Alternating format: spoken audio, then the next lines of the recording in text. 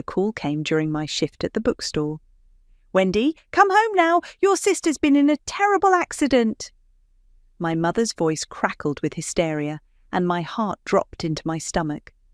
I knocked over a stack of romance novels as I grabbed my bag, barely remembering to tell my manager I had a family emergency. I'm Wendy, and that day changed everything.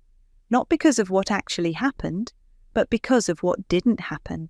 I burst through our front door 20 minutes later, chest heaving, expecting to find ambulances, tears, maybe blood. Instead, I heard giggling from the living room. Savannah sat cross-legged on the couch, scrolling through her phone, face perfectly intact. "Oh my God, did you literally run here?" She smirked, not even looking up. "Mum's being dramatic. Elliot just bumped my car at the mall, like, barely." Mum rushed in from the kitchen. "Honey, thank goodness you're here. It was horrible. Savannah could have been killed." I stared at my sister's unmarked face, then at my mother's mascara-streaked cheeks. "She looks fine to me." "The trauma isn't always visible, Wendy," Mum snapped. "We're taking her to see specialists tomorrow." That was 3 weeks ago.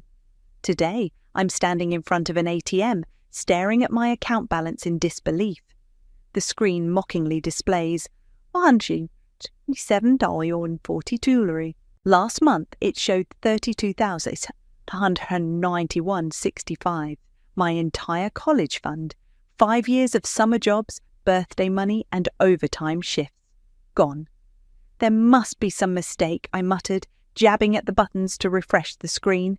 Same numbers. My hands started shaking. I called my father first. "Dad, something's wrong with my account. All my money's gone." Silence. Then, "Come home, Wendy. We need to talk." I found them both in the kitchen. Mum was stress cleaning the counters, and Dad wouldn't meet my eyes. "Where's my money?" My voice came out smaller than I intended. Mum's scrubbing intensified. "We had to use it for Savannah's emergency surgery. The insurance wouldn't cover everything, and you know how important this was for her recovery." "What surgery? She wasn't even hurt." "The accident left her with severe facial trauma," Mum insisted. "The specialist said immediate intervention was crucial."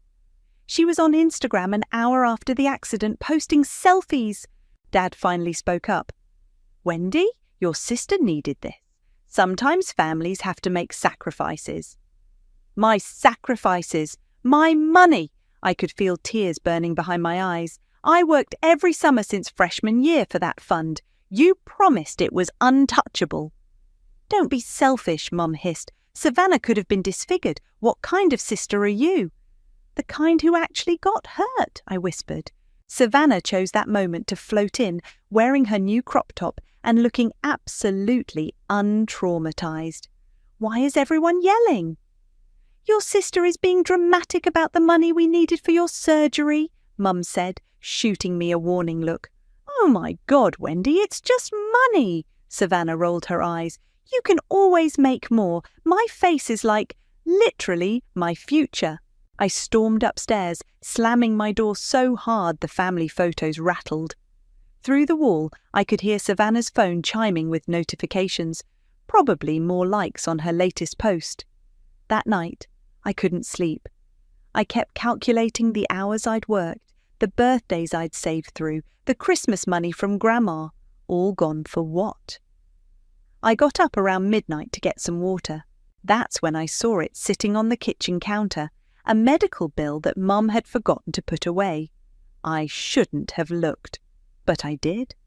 Patient, Savannah Ramirez procedure, elective rhinoplasty. Date, 6/15/2023, not reconstruction, not trauma repair, a nose job. The paper crumpled in my fist as 5 years of being the responsible one, the understanding sister, the good daughter, crystallized into something hard and cold in my chest. They hadn't just stolen my money, they'd stolen my future, my dreams, my chance at college. Also, Savannah could get the nose she'd been whining about since she was 14. I smoothed out the paper and took a photo with my phone. Then I put it back exactly where I found it, went upstairs, and opened my laptop. My hands weren't shaking anymore as I started searching for insurance fraud reporting procedures. If they wanted to play with money that wasn't theirs, fine, but they were about to learn that quiet daughters don't always stay quiet, and some debts demand repayment. "Girl, this is insane," Chloe said, squinting at her laptop screen. We were huddled in the back corner of the public library, where the security cameras had a blind spot. "The police report from your sister's accident is public record. Want to see it?" I leaned in closer. "Show me everything." "Okay, so according to this, it happened at 2:47 p.m. in the mall parking lot. Low-speed collision, estimated under 5 procureur. Single point of impact on front bumper. No injuries reported at scene." Chloe looked up at me. "That's it. That's literally it." "No injuries reported," I repeated slowly. "But my mother screamed about severe facial trauma." "Your mum's always been dramatic, but this is next level." Chloe started typing again. "Let me check something else. When did they file the insurance claim?" 3 days after. I remember because Mum was on the phone all morning with them. Chloe's fingers flew across the keyboard. "I'm in my dad's insurance database. Don't ask how I have his password." She paused. "Oh, wow. Wendy, they claimed over 40,000 in damages and medical expenses for a parking lot bump." My stomach churned. "Keep digging." "Wait. There's another claim from 2 years ago. Similar pattern, minor incident, massive payout. That time it was for Savannah's emergency dental work after she supposedly fell at dance practice." The memory hit me like a slap. That was right after I'd been accepted to the prestigious summer science program at MIT, the one I couldn't attend because money was tight that year. "I need copies of everything," I said. "Already downloading? But Wendy," Chloe hesitated, "this is serious fraud. If you report them, they'll deserve what they get." That evening, Mum insisted on a family dinner, probably to remind everyone how normal and perfect we were. I pushed my food around while Savannah dominated the conversation. "My followers are obsessed with my new look," she gushed. "This one influencer even messaged me about a possible collab." "That's wonderful, sweetie," Mum beamed. "The surgery was absolutely worth it, and it was so easy to push the insurance through when you word things a certain way." My phone was already recording in my pocket. I looked up innocently. "What do you mean, Mum?" "Oh, you know," she waved her hand vaguely. "Insurance companies always try to lowball you. You just have to know how to present things." "Like calling a nose job facial reconstruction?" The words slipped out before I could stop them. The table went silent. Dad's fork clattered against his plate. "Wendy," Mum's voice turned sharp, "we've discussed this. Your sister needed medical intervention after her trauma." "Right, the trauma that didn't exist." "Stop being such a jealous freak," Savannah snapped. "Just because you're boring and basic doesn't mean—" "Savannah," Dad warned, but I was already standing up. "You know what's funny?" I said, my voice deadly calm. "I found my old acceptance letter to that science camp yesterday, the one I couldn't go to because we couldn't afford it. Guess that money went to Savannah's mysterious dental emergency instead." Mum's face paled slightly. "That was different. Your sister needed it more." "Yeah, I know. She always does." I walked to the door, then turned back. "By the way, I recorded this whole conversation. Just thought you should know." The look of panic that flashed across my mother's face was worth every missed opportunity, every stolen dream. Later that night, my phone buzzed with a text from Chloe. "Got something else? Your sister's boyfriend, Elliot, just posted old pics from the day of the accident. Check his Instagram story." There it was, Savannah and Elliot at the mall food court, time-stamped 3:30 p.m., less than an hour after the supposed traumatic collision. She was laughing, face perfectly fine, showing off some shopping bags. I saved the screenshots adding them to my growing collection of evidence. Then I noticed something in my email, a notification about a new claim submission on our family insurance policy. Using Mom's birthday as the password, she used it for everything, I logged in. There it was. They were trying to file another claim, this time backdating medical expenses from before the accident. My hands shook as I took screenshots of everything. They weren't just lying about one claim, they were building a whole false narrative, probably to justify the massive payout they'd already received. A new text from Chloe lit up my phone. Holy shit! Just found out my dad's insurance company has a zero-tolerance fraud policy. One proven false claim and they investigate everything from the past 5 years. You sure you want to do this? I looked at my empty college fund account, then at the growing folder of evidence on my laptop. Yes, I typed back. It's time they learned that karma accepts receipts. The burner phone felt heavy in my pocket as I sat in the back corner of the library, connecting to their public Wi-Fi. Chloe watched nervously from the next table, pretending to study. I dialed the insurance fraud hotline number. Insurance Integrity Division, how may I direct your call? My heart pounded, but my voice stayed steady. I'd like to report a fraudulent claim. One moment while I transfer you to an investigator. A deeper voice came on the line. This is Investigator Hopkins. What would you like to report? I took a deep breath. I have evidence of multiple fraudulent insurance claims involving staged accidents and falsified medical procedures. Can you provide specific details? A recent car accident on June 15th was inflated from a minor parking lot bump into a major collision with severe injuries. I have police reports, social media posts, and medical bills proving the claimed facial reconstruction was actually elective cosmetic surgery. And you have documentation to support this? Yes, including recorded conversations about intentionally misleading insurance adjusters and evidence of a pattern of similar false claims. 20 minutes later, I walked out of the library with shaking hands. Chloe hurried after me. Did you really just do that? It's done. I dropped the burner phone into a trash can. Now we wait. Wendy, Chloe grabbed my arm. Your sister just posted something. You need to see this. She held up her phone. There was Savannah posing in perfect lighting, her new nose front and centre. The caption read, "Sometimes accidents are blessings in disguise. Shy glow up, shy new me, shy blessed." The comments were flooding in. OMG, what happened? You're so brave. That must have been so traumatic.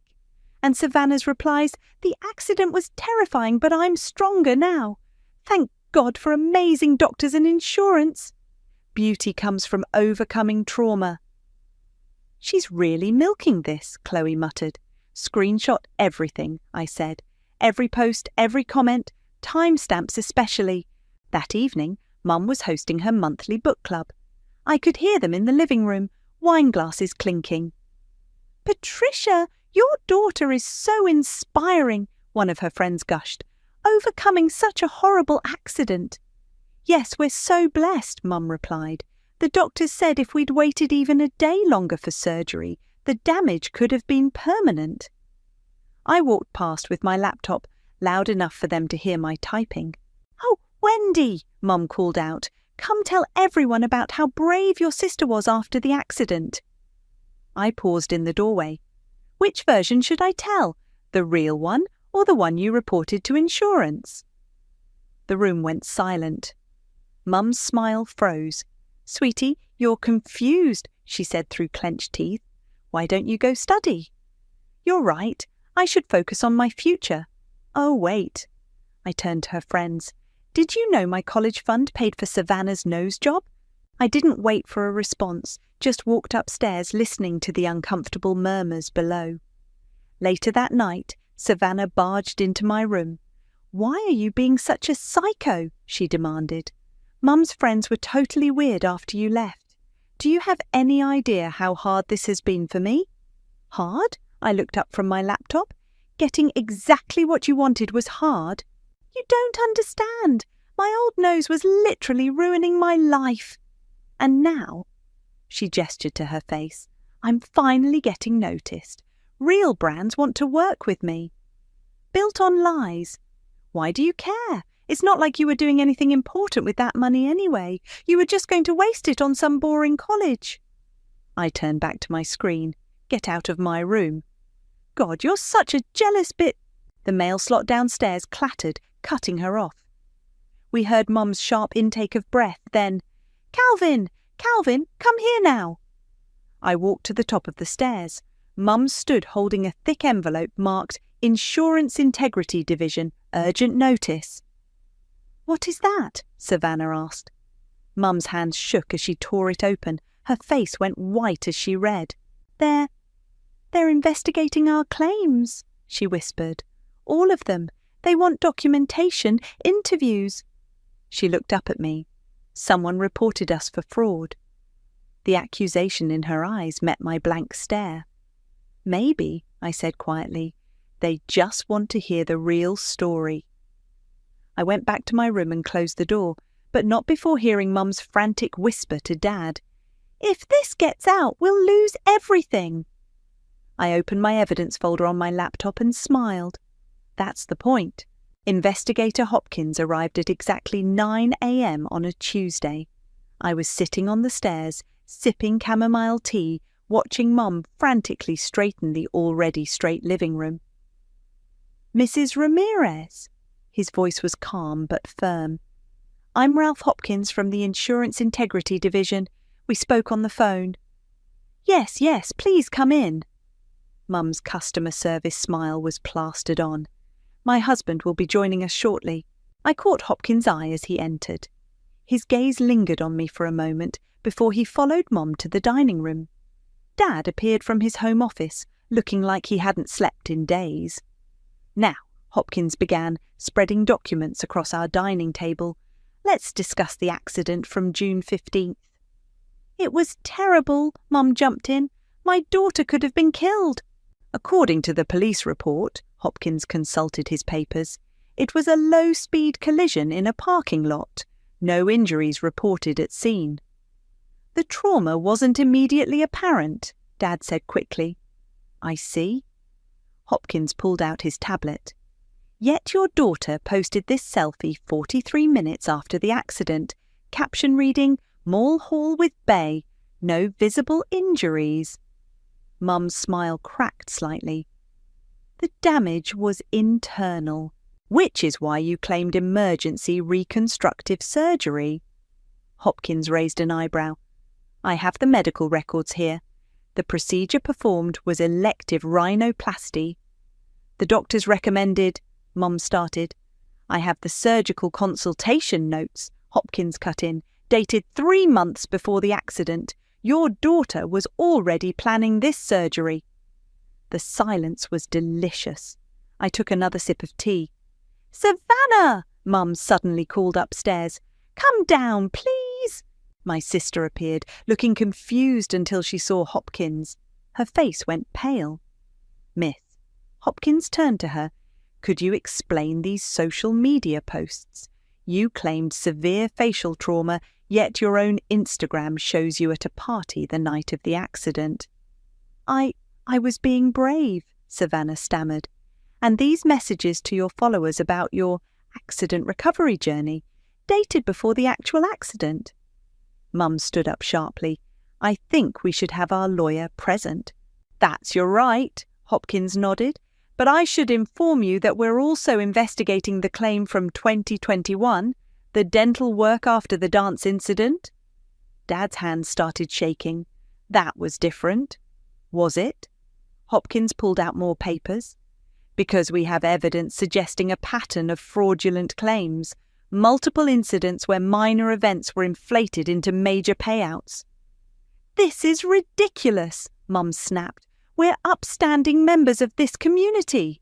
Who stole my college fund? I said quietly from the doorway. Everyone turned to look at me. Mum's face twisted with fury and fear. Wendy, go to your room.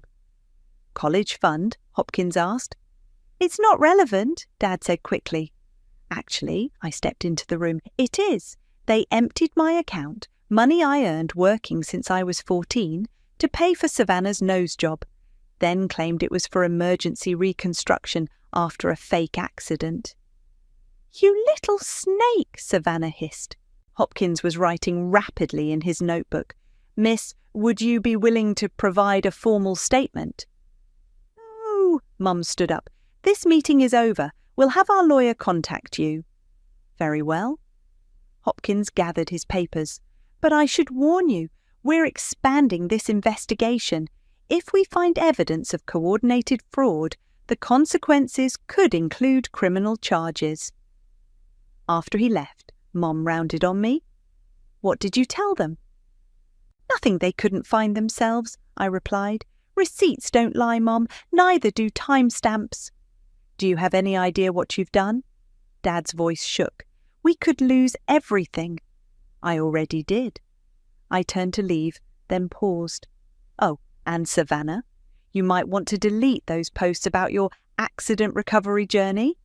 Insurance fraud investigators can be really thorough about social media evidence. I went upstairs to my room, but I could still hear Mom on the phone. Nicole, it's Patricia. Everything's falling apart. If this leaks, if people find out. Oh God, what do I do? My Aunt Nicole's voice carried faintly through the speaker.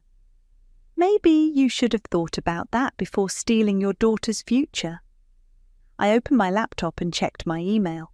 There was a new message from Hopkins requesting a formal interview. Below that was another from the community college I'd applied to as a backup, asking about my financial aid application. My phone buzzed with a text from Chloe. Holy shit! My dad just said your family's case is becoming a huge deal at the insurance company. They're talking about making an example of repeat offenders. I typed back, good. Another text came through, this time from Savannah. I hope you're happy. You've ruined everything. I looked at my empty bank account one more time, then at the growing stack of evidence on my desk. No, I whispered. You did that all by yourself. From downstairs, I could hear Mum crying on the phone. The sound should have made me feel guilty. Instead, it felt like justice. Aunt Nicole arrived like a storm, her heels clicking against our driveway as she marched to the front door. I watched from my window as Mum tried to block her entry. Not now, Nicole. Move, Patricia. Nicole pushed past her. Where's my niece? Which one? Mum's voice was bitter. The traitor or the victim? The only victim I see is the one whose future you stole. Nicole spotted me on the stairs. Wendy, grab your jacket. We're getting coffee. Mum stepped forward. She's not going anywhere. We need to present a united front for the investigation.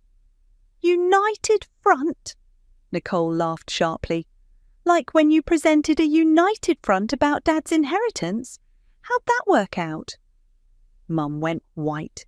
That was different, was it? Because it looks like the same Patricia to me. Always taking what isn't yours. Always justifying it. 10 minutes later, I was sitting across from Nicole at the local diner, watching her dump sugar into her coffee. Your mother pulled this same stuff when we were kids, she said. Always manipulating situations, always making herself the victim. When our dad died, she convinced everyone I was too unstable to handle my share of the inheritance. Sound familiar? She said you were going through a rough time. I was in medical school working my arse off. Nicole stirred her coffee aggressively. She told the lawyers I was having a breakdown. Next thing I knew, my portion went to her. For safekeeping, never saw a dime. A text lit up my phone. Savannah, Mum's crying because of you. Again, hope you're proud of yourself. Nicole glanced at the message. Your sister's just like her, isn't she? Same talent for twisting things. I didn't want it to be like this, I admitted. I just wanted justice. Nicole reached across the table, squeezed my hand. Sometimes justice looks ugly up close. When we got home, 2 more investigators were in our living room. Mum sat rigid on the couch while Dad paced. "Mrs. Ramirez," one was saying, "we've uncovered evidence suggesting coordinated fraud across multiple claims. This goes beyond the recent incident." "My daughter needed medical care." "Your daughter needed a nose job," the other investigator cut in, "which you funded by draining your other daughter's college account, then committed insurance fraud to cover it up." I started to slip upstairs, but Savannah blocked my path. "Why do you hate me so much?" Her voice cracked. "What did I ever do to you?" I looked at my sister, really looked at her. Perfect nose, perfect hair, perfect life, built on lies and stolen dreams. "You never had to earn anything," I said quietly. "Everything was just given to you. My college fund. I worked every summer since freshman year. But you just had to cry to Mum about your nose and poof. My future gone." "It wasn't like that." "Then what was it like? Explain it to me. Explain how your nose job was worth more than my education." Tears spilled down her cheeks. "You don't understand how hard it is being me. No, you don't understand how hard it is being everyone else. We all have dreams, Savannah. We all have things we want. But some of us actually work for them instead of stealing them." "I didn't steal." "You knew where the money came from. You knew it was wrong. But you didn't care because you never have to care. That's why I hate you." The investigators appeared in the hallway. "Miss, we'd like to ask you some questions about the previous insurance claims." Savannah's face crumpled. "Mum, they can't. I didn't." "Actually," one investigator said, "we're considering fraud charges against all involved parties, including you, Miss Ramirez." Mum rushed to Savannah's side. "She's just a child. She didn't know." "These text messages suggest otherwise." The investigator held up a document. "You and your daughter explicitly discussed fabricating accident details." Nicole stepped forward. "I'm a lawyer. Before anyone answers questions, I suggest." "You have no right to be here," Mum snapped. "Actually," I said, "she's the only one who does." The second investigator cleared his throat. "We'll need statements from everyone. And Mrs. Ramirez, your insurance company has already begun proceedings to recover all fraudulent payments, with penalties." Mum sank onto the stairs, her perfect world crumbling. Dad had stopped pacing and stood staring out the window, shoulders slumped. Savannah looked at me one last time, mascara streaking her cheeks. "I hope you're happy now." I watched the investigators lead my sister into the dining room for questioning, Nicole following close behind. "Not happy," I whispered. "Just finally heard." The letter arrived on a Thursday morning.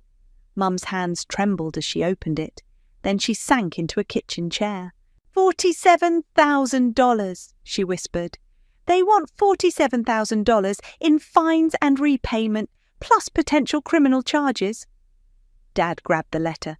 "There must be some mistake." "The mistake," I said from the doorway, "was thinking you'd get away with it." "Wendy," Dad turned to me, his voice desperate. "Please, you have to help us. Tell them it was all a misunderstanding." "Like how my empty bank account was a misunderstanding." Mum stood up suddenly. "I raised you better than this vindictive streak." "You raised me to be quiet and convenient," I cut in. "How's that working out?" The doorbell rang. Elliot, Savannah's boyfriend, stood there looking uncomfortable. "Is Savannah home? She's not answering my texts." "She's meeting with our lawyer," Mum said stiffly. "Oh." He shifted awkwardly. "Well, could you give her this? It's her stuff from my car." He handed over a small box. After he left, I noticed something fall from the box, a folded paper. I picked it up and my heart stopped. It was a printed conversation between Savannah and Mom, dated before the accident. Savannah: "Elliot agreed to bump my car, TMRW, just a tiny hit." Mum: "Perfect. Remember what we discussed. Immediate pain, hold your face, mention dizziness." Savannah: "Insurance will cover the nose job. Mum. They won't have a choice. Just stick to the story. My hands shook as I took photos of the messages. Upstairs, I could hear Savannah crying on the phone. Elliot, please, I can explain everything. Hello? Hello? She came downstairs later, eyes red. He broke up with me, said he can't date someone who's being investigated for fraud. This is all your fault. Actually, I held up my phone with the screenshots. It's yours. Planning accidents for insurance payouts? That's next level, even for you. Her face went pale. Where did you get that? Then Elliot dropped off your stuff. Guess he kept receipts too. Mum overheard and rushed over. Give me that phone. Too late. I stepped back. It's already backed up and forwarded to Investigator Hopkins. You little... Mum lunged for me, but Dad held her back. Patricia, stop. This isn't helping. Nothing helps, she screamed. Our reputation is ruined. We're facing charges, and it's all because our own daughter betrayed us. No, I said calmly. It's because you got caught. There's a difference. My phone buzzed. A text from Elliot. Found more screenshots between Savannah and your mum. Planning other accidents too. Want them? You've destroyed this family, Savannah sobbed. You know what's funny? I looked at my sister. You could have just asked me. If you'd come to me and said you really wanted this surgery, maybe we could have split my college fund, shared it like actual sisters. But you and Mum had to scheme and steal instead. Dad approached me, his voice low. Wendy, please, the hearing is next week. If you just tell them you were mistaken. I already gave them everything I had, I said. And thanks to Elliot, they're about to get more. Mum collapsed onto the couch. They're talking about pressing charges against Savannah too. My baby could go to jail. Should have thought about that before making her your accomplice. The doorbell rang again. This time it was Hopkins with another investigator. Mrs. Ramirez, he said grimly, we've received new evidence suggesting premeditated insurance fraud. We'll need you and your daughter to come with us for formal questioning. Mum started crying. Savannah looked like she might faint. What kind of new evidence? Dad asked weakly. Text messages planning staged accidents, Hopkins replied. Multiple incidents, coordinated deception. This changes everything. I watched from the stairs as they led my mother and sister out to their car. Dad stood in the doorway, looking lost. Was it worth it? He asked me quietly. Destroying your own family? I thought about all the times I'd stayed quiet, all the dreams I'd sacrificed, all the lies I'd watched them tell. You know what's funny, Dad? You keep saying I destroyed the family. But a real family doesn't steal from each other. A real family doesn't plan accidents and commit fraud. You and Mum did this. I just exposed it. My phone buzzed again. Elliot had sent the screenshots. Pages of evidence showing Mum and Savannah planning multiple fake accidents, coordinating stories, discussing insurance payouts. I forwarded everything to Hopkins with one message. Here's the truth you've been looking for. Then I blocked Savannah's number, turned off my phone, and went to pack my bags.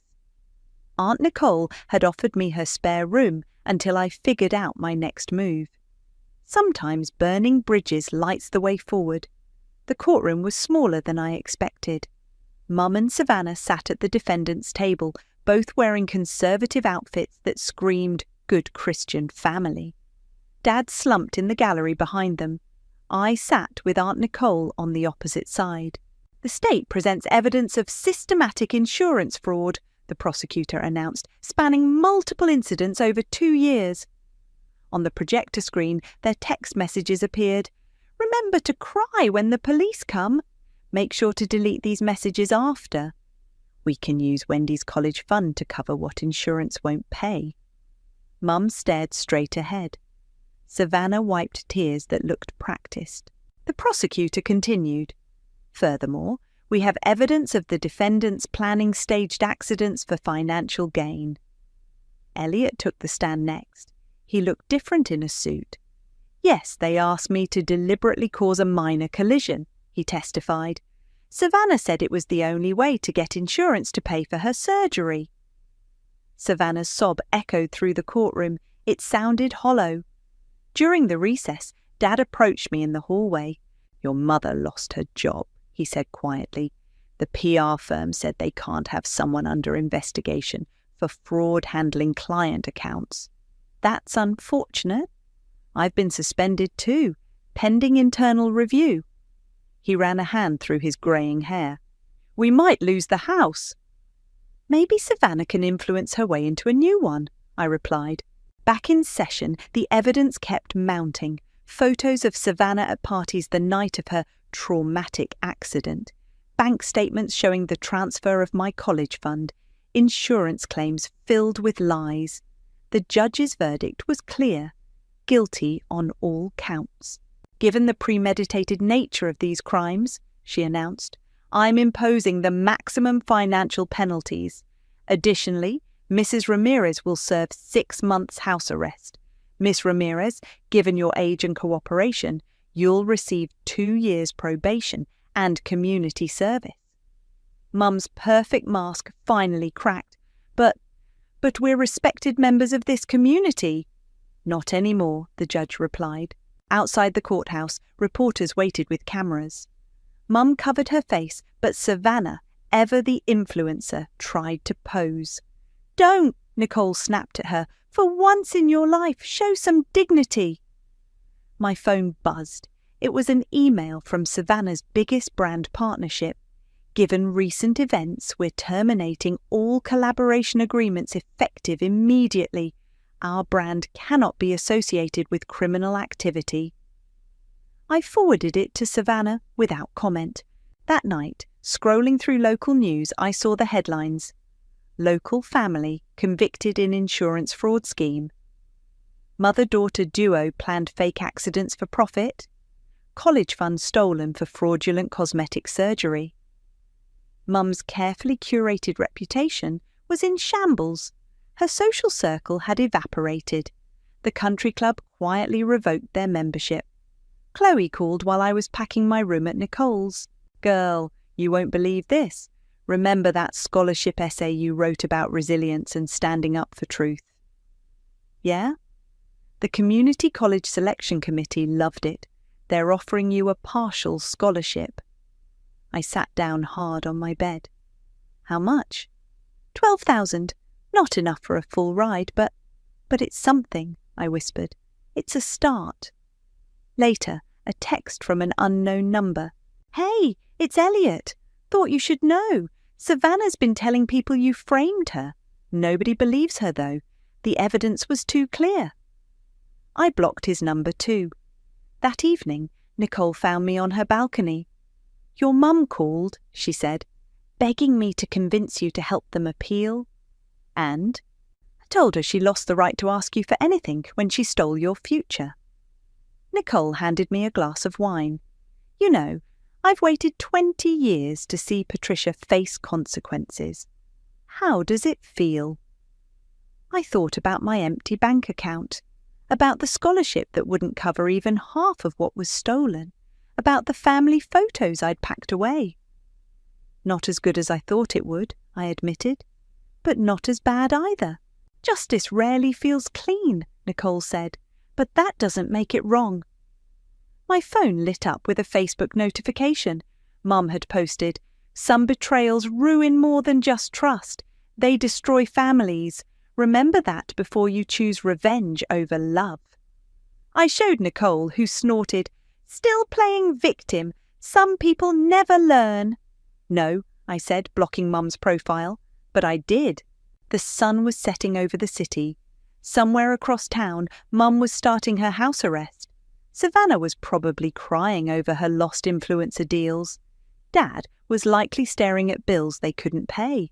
And me? I was finally free. Not rich, not whole, but free. I picked up my acceptance letter from the community college and smiled. Sometimes you have to lose everything to find out what you're really worth. The moving truck pulled away from Nicole's house as I balanced my laptop on a box, finishing my latest blog post. The piece about family fraud and stolen futures had gone viral, catching the attention of a small publishing house. My phone buzzed. A text from Dad. "Your mother's house arrest ends tomorrow. She wants to see you." I deleted it without responding. Chloe barged in, waving her phone. "Have you seen this? Savannah's trying to rebrand herself as a redemption journey influencer." I looked at the post she showed me. Savannah, makeup-free, staring soulfully at the camera. Learning from my mistakes, growth isn't always pretty. Authenticity, journey, real talk. "At least she's admitting they were mistakes," I said. "Oh, wait till you see the comments." Chloe scrolled down. "People are roasting her. Someone linked your blog post about the fraud." Nicole appeared in the doorway. "Speaking of your blog, check your email." I opened my inbox to find a message from the publishing house. "Your story resonates with thousands who've experienced family betrayal. We'd like to discuss a book deal." "Holy shit," Chloe whispered, reading over my shoulder. "Language," Nicole smiled, "but also, yes, holy shit indeed." The doorbell rang. I opened it to find Savannah standing there, looking smaller without her usual perfect styling. "Can we talk?" I stepped onto the porch, leaving the door open so Chloe and Nicole could hear. "Make it quick." "I lost everything," Savannah said. "My followers, my brand deals, my reputation." "You lost things you never earned," she flinched. "Mum's different now. The house arrest, it broke something in her. She actually apologized to me yesterday. First time ever." "Good for her." "She wants to apologize to you too." Savannah pulled out her phone. "Look at this text she sent me.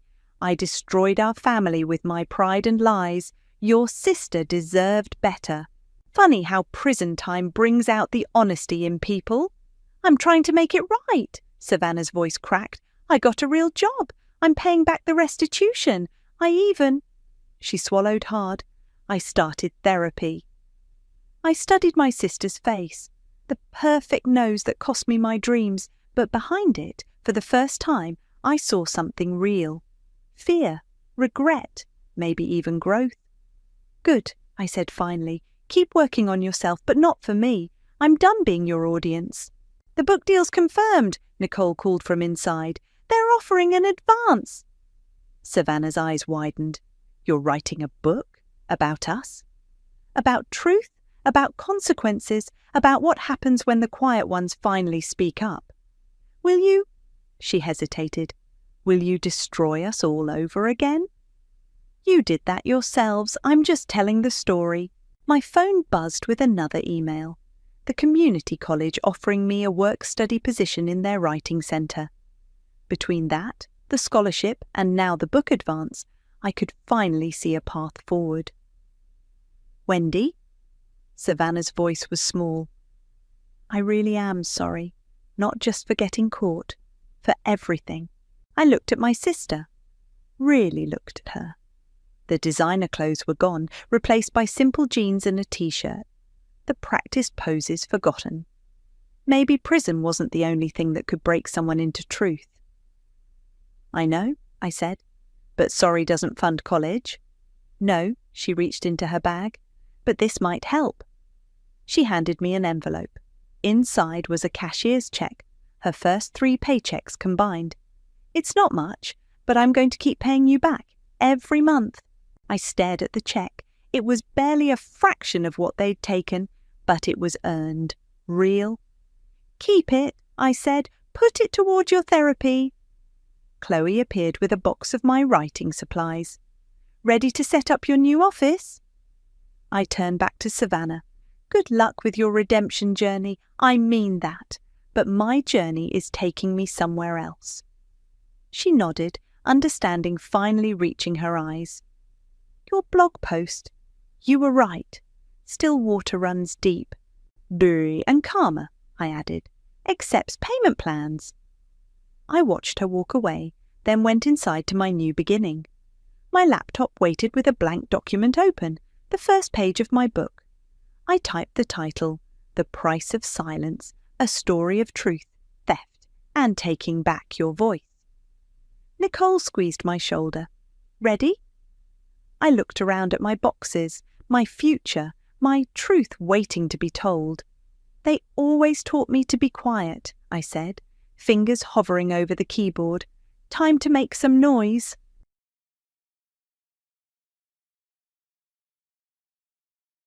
I never thought my own home would become a battlefield.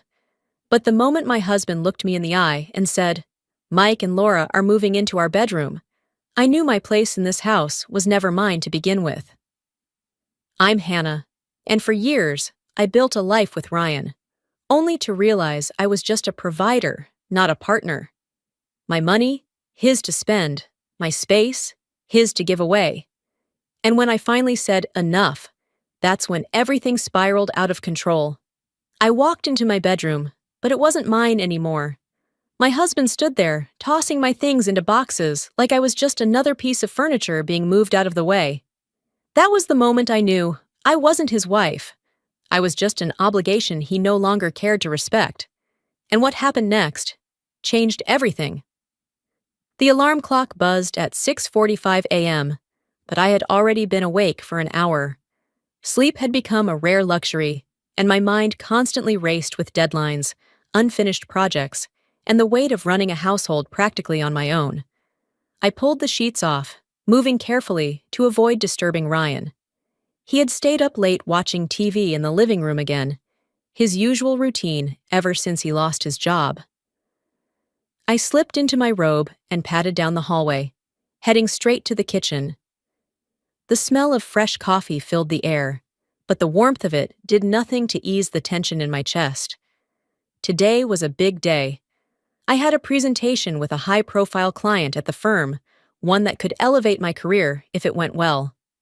I grabbed my phone from the counter and instinctively checked my bank account, a habit that had become second nature since Ryan started treating our joint finances as his personal playground. My breath caught in my throat. A $5,000 withdrawal. I stared at the screen, willing the numbers to change, to be some kind of error. But there it was, a gaping hole in our savings, money I had meticulously put aside for bills, emergencies, and for the simple reassurance that I had control over at least one thing in my life. My fingers clenched around the phone as I heard heavy footsteps behind me. Ryan strolled into the kitchen, stretching his arms as if he had just awoken from the best sleep of his life. He yawned, rubbing his jaw, then grabbed a mug from the cupboard and poured himself coffee. "Morning," he mumbled, not even sparing me a glance. I tightened my grip on my phone. "Did you take $5,000 from our account?" Ryan took a slow sip of coffee, his expression unreadable. "I invested it." He leaned against the counter, completely at ease. "Don't worry, you make good money." I stared at him in disbelief. "You invested it?" My voice came out sharper than I intended. He finally met my gaze, his eyes narrowing slightly. "Yeah, a business opportunity came up. Look, it's gonna double in no time." I let out a breath, my pulse hammering in my ears. "You can't just take money like that, Ryan. We're supposed to discuss these things." Ryan sighed heavily, as if I were an inconvenience. "You act like we're broke, Hannah. You pull in 10 grand a month, and I've been out of work. Yeah, but I'm making moves." I set my phone down carefully, my hands shaking from frustration. "This isn't about the amount. It's about the fact that you didn't even ask me. You don't get to just take money from our savings without talking to me." He rolled his eyes. "Jesus, you're dramatic. It's just money, Hannah. You'll make more." The sheer audacity of his words sent a chill through me. This wasn't the first time he had done something like this, but every time I pushed back, he treated me like I was overreacting, like my concerns were invalid. I had been working myself to exhaustion, sacrificing weekends, skipping vacations, just to keep our household afloat, and he dismissed it like it was nothing. I took a deep breath, forcing myself to stay calm. "Put it back, Ryan," he scoffed. "It's already tied up. Relax. I know what I'm doing." I clenched my jaw, knowing this conversation was going nowhere. Pushing further would only lead to another fight, and I couldn't afford that. Not today, not with my presentation looming over me. I turned away, willing myself to focus on something else, anything else. But then his voice came again, casual, almost an afterthought. "Oh, by the way, Mike and Laura are moving in." I froze. I turned back to face him slowly. "What?" He took another sip of coffee. "My brother and Laura, they need a place to stay for a while, so they're moving in." I blinked, struggling to process what I was hearing. "For how long?" Ryan shrugged, unconcerned. "No idea, but they'll take our bedroom." I let out a sharp laugh, not out of amusement, but out of sheer disbelief. "Our bedroom?" I repeated, my voice shaking. "Are you kidding me?" He finally looked up, his expression hardening. "They need space. The guest room's too small. It just makes sense." It just makes sense. I felt like the floor had disappeared beneath me. This was my home. I paid the mortgage. I paid the bills. I worked to keep this roof over our heads. And now, not only was my opinion ignored, but I was being shoved aside. Again. I took a step closer, lowering my voice. "Ryan, this is my home. I deserve a say in this." His jaw tightened. "This is my home, too." I swallowed back the sharp words threatening to spill out. "And where am I supposed to sleep?" Ryan was already walking away. I pulled into the driveway, just as the last rays of sunlight stretched across the pavement. The weight of the day clung to me, exhaustion settling deep into my bones. All I wanted was a hot shower, a quiet meal, and the comfort of my own bed. The moment I stepped inside, I knew something was wrong. Suitcases lined the hallway, their bulky frames blocking the path to the stairs. Voices carried from the second floor, familiar but unwelcome. I hurried up, my pulse quickening. When I reached the master bedroom, my stomach twisted. Mike and Laura were inside, their belongings spilling onto my bed. Laura unzipped a suitcase, casually pulling out folded clothes, while Mike tossed a duffel bag onto the dresser. They moved with the ease of people settling into a space they had every right to occupy. My space. The air in the room felt thick, suffocating. Ryan leaned against the doorframe, arms crossed.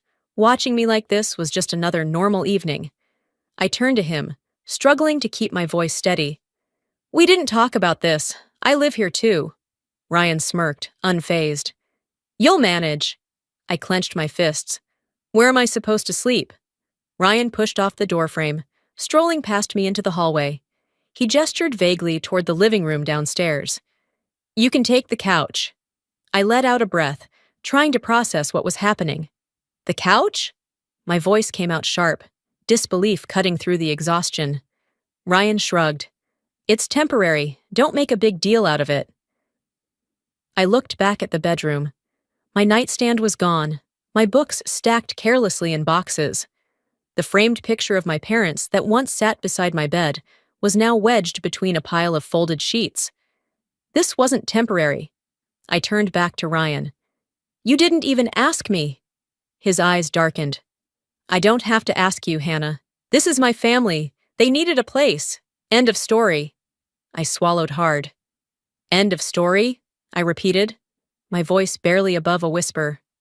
Mike and Laura didn't even glance up, pretending not to hear the conversation happening just feet away from them. The injustice of it all burned in my chest.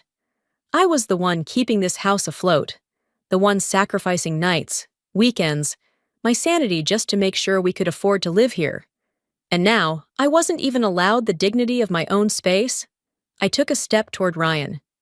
"No," I said firmly. "This is not okay." Ryan's jaw tensed. "You're overreacting."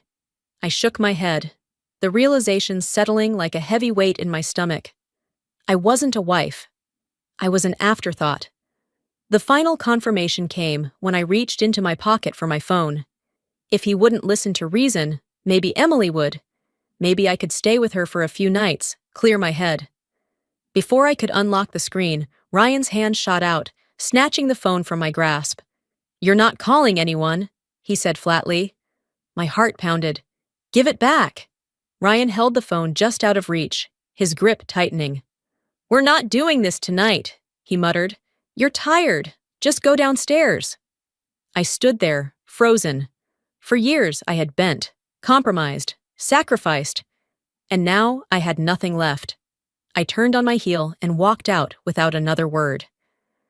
I sat in my car, gripping the steering wheel so tightly that my knuckles turned white.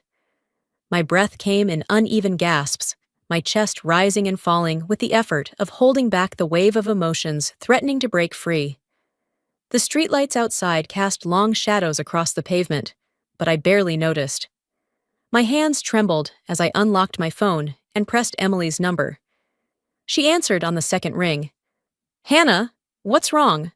Her voice was sharp with concern, and that was all it took.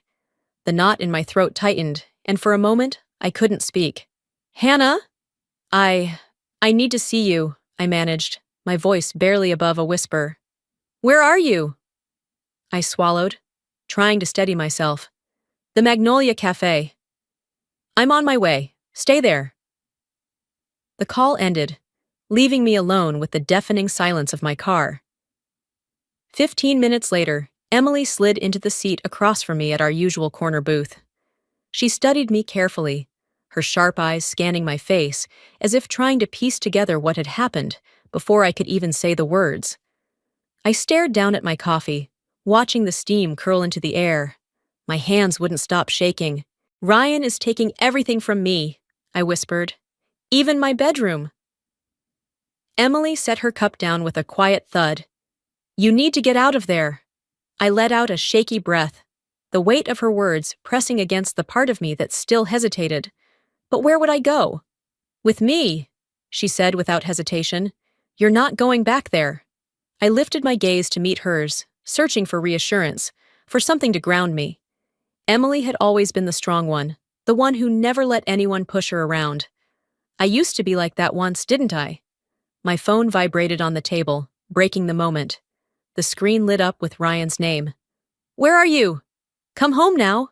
Emily snatched the phone before I could react. She stared at the screen, her lips pressing into a thin line. Then, with a decisive movement, she blocked the number. "You don't owe him anything," she said firmly, sliding the phone back toward me. I exhaled slowly, the finality of her action settling over me. For the first time, I saw my life for what it had become. Trapped, suffocating, controlled. I straightened my shoulders. "I'm leaving." Emily's expression softened, a hint of relief crossing her face. "Good," she said. "Let's go." For the first time in a long time, I felt in control. I zipped up my overnight bag, my hands trembling with every movement. My heart pounded against my ribs as I scanned the room one last time, making sure I had everything I needed. The bedroom felt foreign now, stripped of warmth, stripped of any sense of belonging. Just as I reached for the door handle, Ryan's voice cut through the silence. "Where do you think you're going?" I froze. His voice was calm, too calm, the kind of calm that sent a warning down my spine. I turned slowly to see him standing in the doorway, arms crossed, his expression unreadable. He was blocking my way, his presence filling the space between us, turning the already stifling room into something unbearable. "I'm staying with Emily tonight." I forced my voice to stay steady, but the air between us thickened as the words settled. Ryan let out a low, humorless laugh, stepping forward. "That's not happening." I gripped the strap of my bag tighter. "This isn't up for discussion," I said, lifting my chin. He took another step closer. "You think you can just walk out?" His tone was incredulous, as if I had suggested something impossible. "This is your home. I'm your husband." His words twisted in my gut, but I didn't back down. "My home?" I gestured around the room, my frustration spilling over. "You gave it away. You didn't even ask me. You don't ask me about anything anymore." Ryan's jaw tightened. "You're overreacting. Mike and Laura needed help. We're family." I shook my head, my pulse roaring in my ears. "Family doesn't treat each other like this." He scoffed, his face hardening.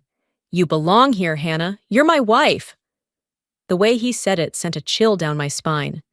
Not as a statement of love, but as a declaration of ownership. I swallowed hard. No, Ryan. The words felt foreign on my tongue, but they carried a weight I had never allowed myself to hold before. I don't belong to you, and I'm leaving. I tried to push past him, but his hand shot out, fingers wrapping around my wrist. His grip was tight, his knuckles white. You're not going anywhere! I forced myself to meet his gaze. Yes, I am. I yanked my arm free, my skin burning from where his fingers had been. For a second, I thought he might grab me again, that he might do something worse. His fists clenched at his sides, his body tense, but he didn't move. Instead, he took a step back and exhaled sharply through his nose. If you walk out that door, don't come back.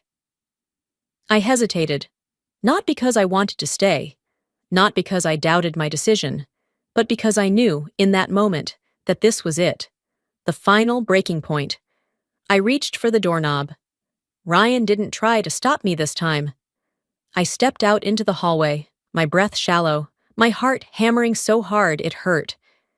The air felt different outside the bedroom, lighter, even though the weight of years still clung to me. I descended the stairs quickly, not trusting myself to linger. My hands shook as I unlocked the front door, stepping into the cold night air. I half expected him to come after me, to grab my arm again, to say something to pull me back in. But when I turned to glance over my shoulder, he was still standing in the bedroom doorway, watching. I ran to my car, fumbling with my keys. My fingers were clumsy, my breath coming in sharp, shallow bursts. I forced myself to focus, to start the engine, to drive. The house shrank in my rearview mirror, and Ryan was still standing there. I didn't stop driving until I reached Emily's apartment. The moment I stepped inside, she pulled me into a tight hug, her arms wrapping around me with a warmth I hadn't felt in years. You did it, she whispered. You're safe now. Relief flooded through me, but beneath it was something else, something sharp, something lingering, because I knew this wasn't over. I stared into the swirling steam rising from my tea, my hands wrapped around the warm ceramic mug, but the chill in my chest refused to fade. My whole body still trembled, the adrenaline from my escape wearing off, but leaving behind exhaustion and uncertainty.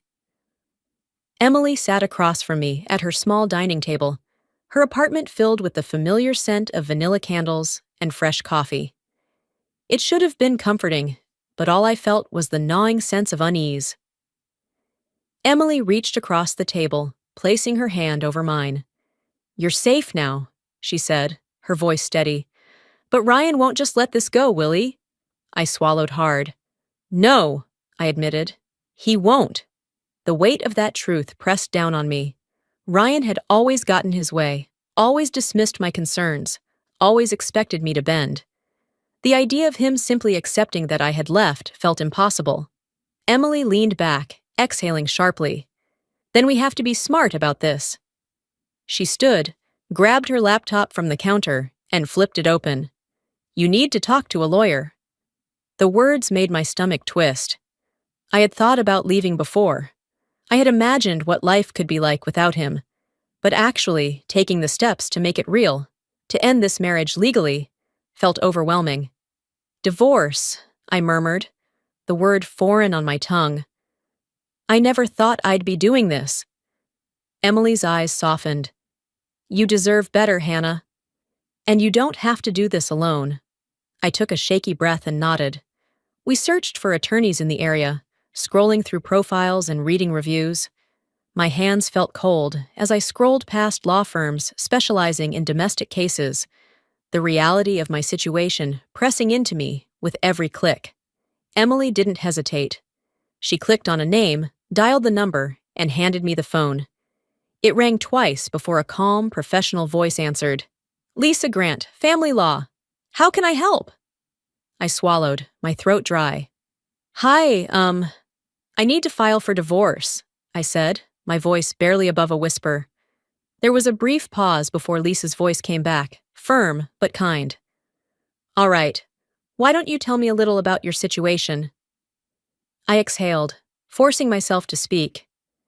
As I explained, Lisa listened, occasionally interjecting with clarifying questions. She didn't sound surprised by any of it. That, more than anything, made me realize how common stories like mine must be. When the call ended, I placed the phone on the table, my hands shaking again. But this time, it wasn't from fear. It was from something else. I was doing this. I was really leaving him. Emily smiled at me, pride shining in her eyes. Before I could respond, my phone buzzed on the table. Ryan. I didn't want to look, but my hands moved on their own. The screen glowed with a series of messages. Come home now. You're making a mistake. You'll regret this. I inhaled sharply, my stomach twisting. Emily snatched the phone before I could react. She read the messages, her expression darkening. Then, without a word, she blocked the number and set the phone down. No more, Hannah, she said, her voice unwavering. He doesn't get to control you anymore. I let out a breath I hadn't realized I was holding. Lisa's words echoed in my mind. The first thing tomorrow, we'll file for a restraining order. For the first time in a long time, I felt something close to hope.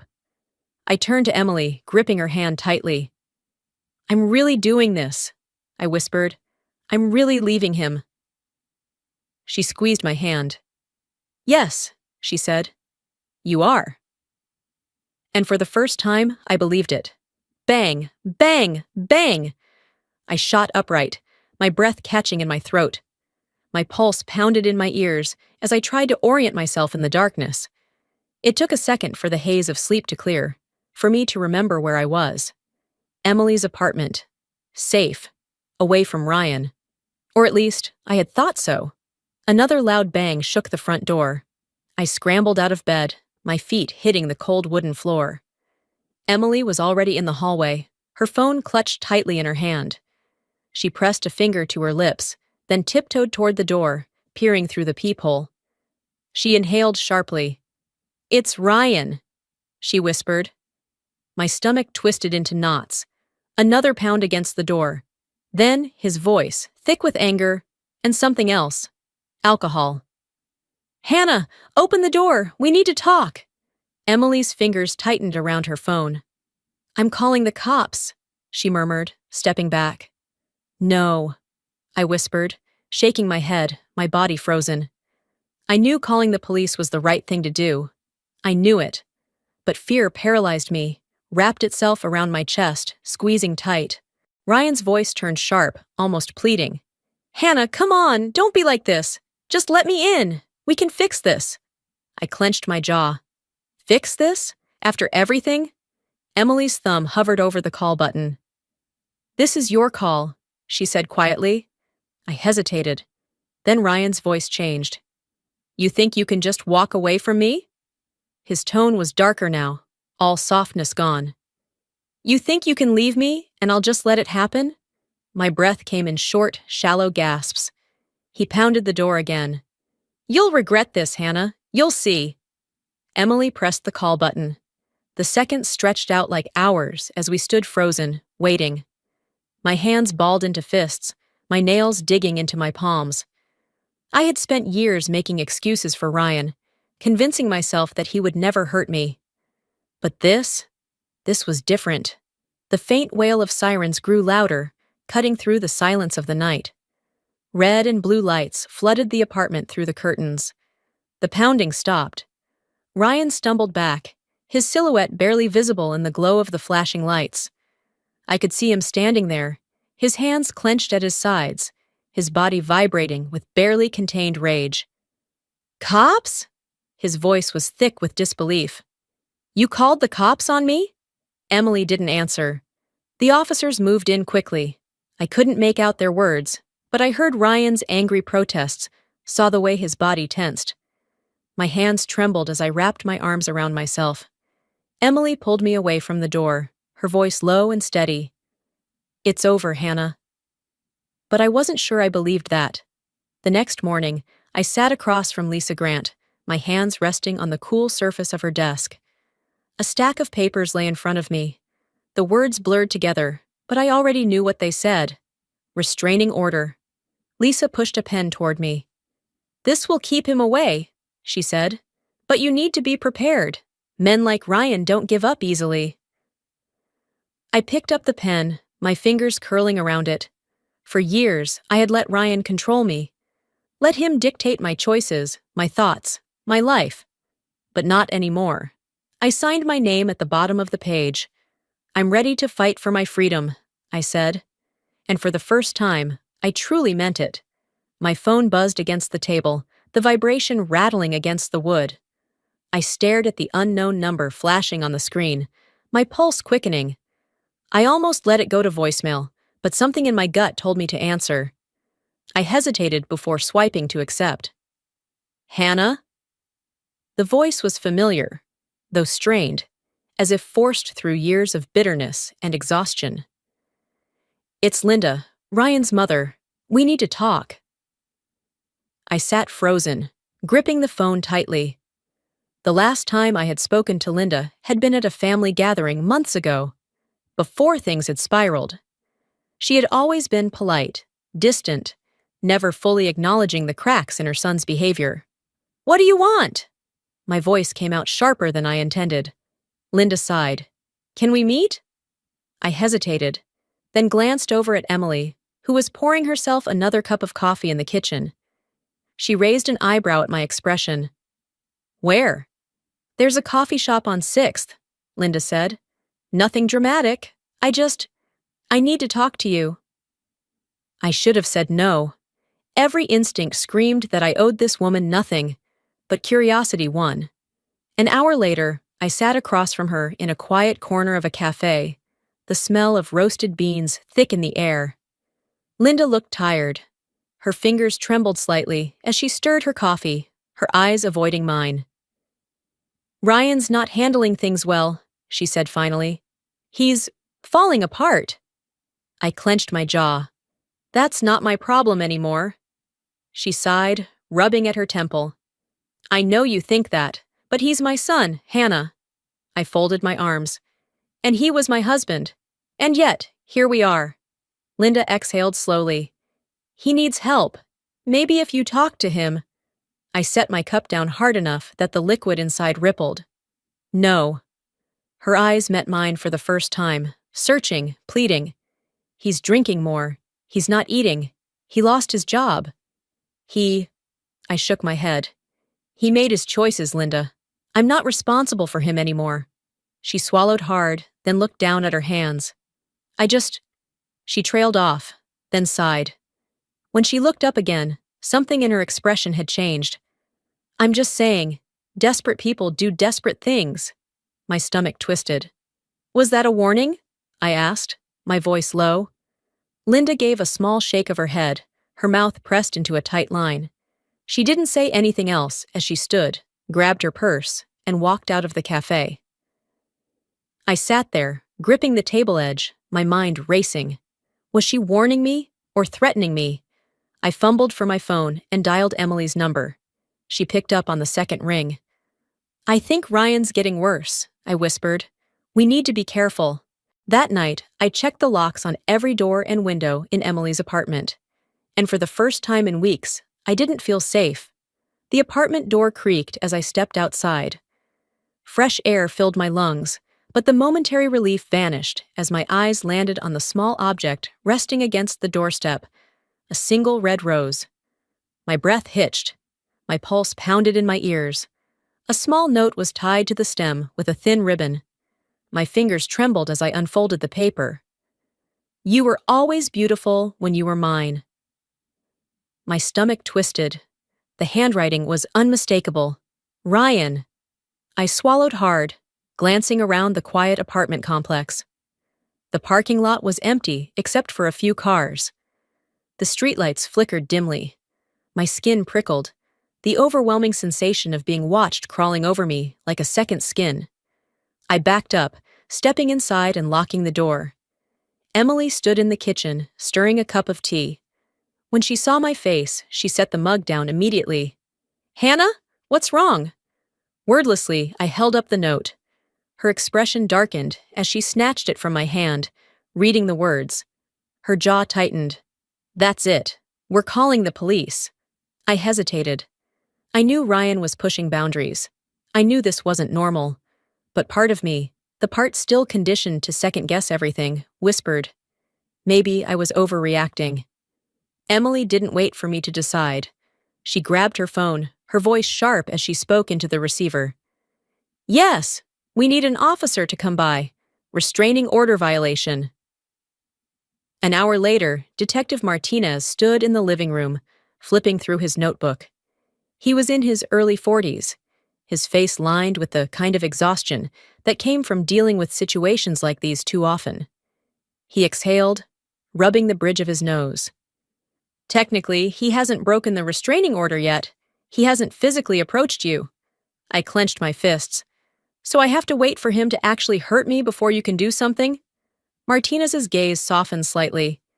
No, but there's a process. We can document this, increase patrols near the apartment, but right now, all we can do is be cautious.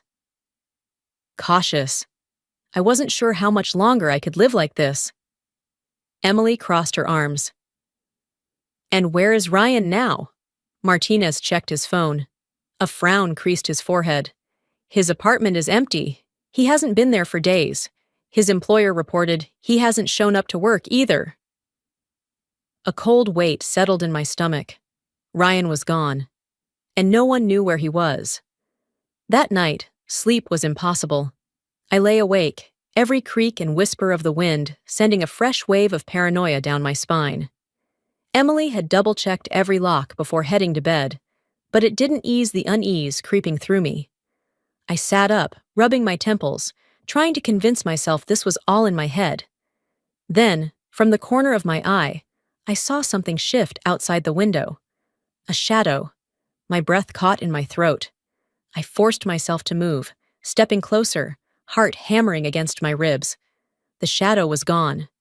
Had I imagined it? I shook my head, forcing myself to step back. Maybe it was just exhaustion, paranoia playing tricks on me. I climbed back into bed, closing my eyes. The sound of shattering glass ripped through the silence. I bolted upright. A scream echoed from the other room. Emily. I lunged for the bedside lamp, gripping it tightly in my hands. My mind screamed at me to move, to run, but my body was frozen in terror. Ryan was here, inside the apartment. Ryan stood in the dim light of the apartment, his breath heavy, his eyes wild. His presence sucked the air from the room, filling it with the weight of something dark and inevitable. You left me, Hannah, he murmured, his voice eerily calm. But I won't let you forget me. My entire body locked up. Every muscle screamed at me to run, but my feet felt cemented to the ground. Emily stood behind me, gripping her phone, her knuckles white. Get out! She spat, her voice sharp. Ryan ignored her. His gaze was locked on me, his hands curling into fists at his sides. You don't get to walk away, he said, stepping forward. I took a step back. Ryan moved faster. Before I could react, his hand clamped around my wrist, his grip bruising. If I can't have you, he whispered, his fingers tightening like a vice. No one will. Panic exploded in my chest. My breath came in shallow gasps, my vision tunneling. But something inside me, something deeper, something stronger, snapped into place. Number not this time. I had spent years shrinking under Ryan's control, molding myself into something smaller, something quieter. I had let fear dictate my choices. But not anymore. I wasn't that woman anymore. I clenched my free hand into a fist and drove my elbow into his ribs as hard as I could. Ryan grunted in pain, stumbling back just enough for me to yank my arm free. My pulse roared in my ears, but my body knew what to do. A sharp kick to his knee sent him staggering, his balance thrown. Emily was shouting something, but I barely heard her over the sound of my own heartbeat. Ryan recovered quickly, his face twisting in rage. You think you're strong now? He sneered, his voice venomous. You think you can fight me? I planted my feet, my chest heaving. I know I can. Emily's voice cut through the tension. The cops are here. The blare of sirens filled the night, Flashing red and blue lights poured through the windows. Ryan's entire body went rigid. His eyes darted toward the door, realization dawning. He had lost. For the first time I saw it. His mask cracking, the weight of his actions sinking in. Two officers burst through the entrance, guns drawn. "Hands where we can see them!" Ryan didn't move at first, but when he finally raised his arms, there was a slight tremble in his hands. I watched as the officers forced him to his knees, handcuffing him. As they pulled him to his feet, he turned to me, his expression unreadable. For years, I had feared this moment, feared what it would take to finally be free. But as I met his gaze one last time, I felt nothing. No fear, no guilt, no doubt. "You don't control me anymore," I said, my voice steady. The officers led him away, his protests fading into the night. Weeks later, I stood on the balcony of my new apartment, the morning sun warming my skin. A steaming cup of coffee rested between my palms, the scent of roasted beans filling the crisp air. For the first time in a long time, I could breathe. My phone buzzed beside me. A text. "Ethan Collins. Lunch tomorrow. No pressure, just friends." A small smile played on my lips. I picked up the phone, my fingers hovering over the screen for a moment, before I typed out a simple reply. "Tomorrow sounds good." Looking back, I never thought I'd have the strength to walk away. I spent so long convincing myself that sacrificing my happiness for someone else was just part of love, part of marriage. But I was wrong. Love should never make you feel invisible. Love should never strip you of your voice, your home, or your dignity. The hardest part wasn't leaving. It was realizing I deserved to. If there's one thing I've learned, it's this. No one has the right to take away your peace. No one gets to dictate your worth. If you ever find yourself questioning whether you should stay in a place that makes you feel small, unheard, or afraid, please remember, you are stronger than you think, and you are never as alone as you feel. Now, I want to hear from you. Have you ever faced a situation where you had to stand up for yourself, even when it felt impossible? Drop a comment below. I'd love to hear your thoughts. If this story touched you in any way, type 1 in the comments, or tell me where you're watching from. And if you didn't connect with this video, let me know why. I'm always open to different perspectives. If you want to hear more stories like this, don't forget to subscribe so you won't miss the next one. Thank you for watching, for being here, and for being part of this conversation. I can't wait to see you in the next story. Stay strong, stay true to yourself, and take care.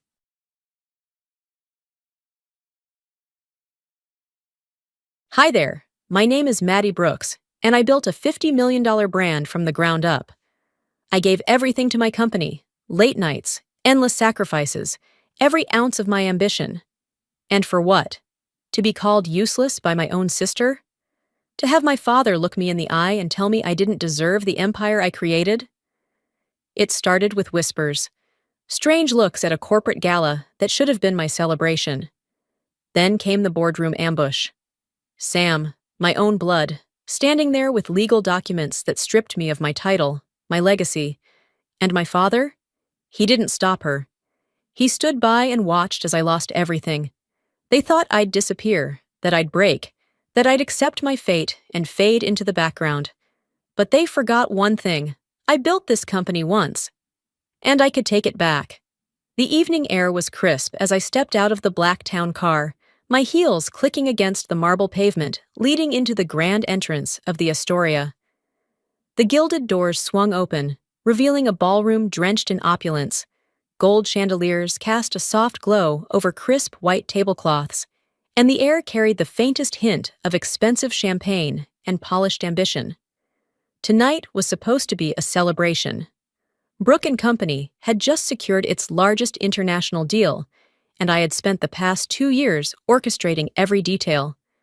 The contracts, the negotiations, the relentless hours. It had all led to this moment. But as I made my way inside, something felt off. The usual warmth I expected from familiar faces was absent. Instead, there were stolen glances, hushed conversations that fell silent the moment I walked by. Investors I had built relationships with for years gave me polite but distant nods. A murmur of unease curled at the edges of my thoughts, but I pushed it aside. This was my night, my success. Derek appeared by my side almost immediately, a glass of whiskey in his hand. His sharp gaze flickered toward me, scanning my face like he could already sense my unease. "You're late," he said, his voice low enough that only I could hear. I smirked, lifting my chin. "Not late, just arriving with impact." He exhaled through his nose, unimpressed. "Something's going on, Maddie." "I don't like it. Relax," I muttered, grabbing a flute of champagne from a passing server. "You're always suspicious before big events." His jaw tightened, but before he could respond, a ripple of attention shifted toward the entrance. The energy in the room changed instantly, drawing eyes away from me. I already knew who had arrived before I even turned. Sam. She stood poised at the top of the staircase, a vision of power in a shimmering midnight blue gown, her smile dazzling under the crystal chandeliers. While I had spent the last 2 years building the company, she had mastered the art of stealing the spotlight. A waiter moved past me, nearly brushing against my shoulder, and I caught the tail end of a hushed conversation nearby. "She doesn't even see it coming." My grip on the champagne glass tightened. William Brooks, our father, was already making his way toward Sam, his expression softer than I'd seen in years. He clapped a hand on her back, turning toward the investors gathered nearby. "My daughter, Sam," he declared, his voice carrying across the room. "A natural leader, wouldn't you say?" The crowd nodded, murmured approval following his words. Not a single mention of the deal. Not a single mention of the years I had poured into making this night possible. The murmur in my head grew louder. Derek shifted beside me, setting his glass down with deliberate care. "You see what I mean now?" I forced a smile, lifting my champagne, as if to toast to nothing at all. It's just William being William. But I knew better.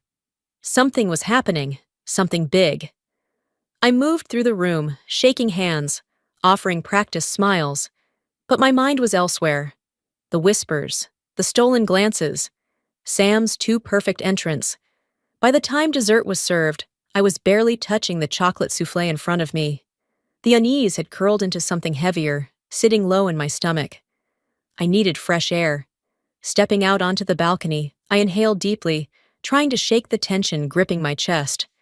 The city stretched out before me, glittering and endless, but for the first time, I felt small. Derek's voice cut through the night air behind me. "Maddie, I need to talk to you." I turned, seeing the serious set of his jaw, the way his hands curled into fists at his sides. "There's something you don't know about tomorrow's board meeting." My pulse skipped. The cold air suddenly felt sharper, like a warning I had failed to see coming. "Maddie, sit down," William Brooks says, his voice colder than I have ever heard before. The conference room is eerily silent, save for the rhythmic ticking of the antique clock mounted on the wall. I glance around, taking in the unreadable expressions of the board members. The air is thick with something I can't quite place.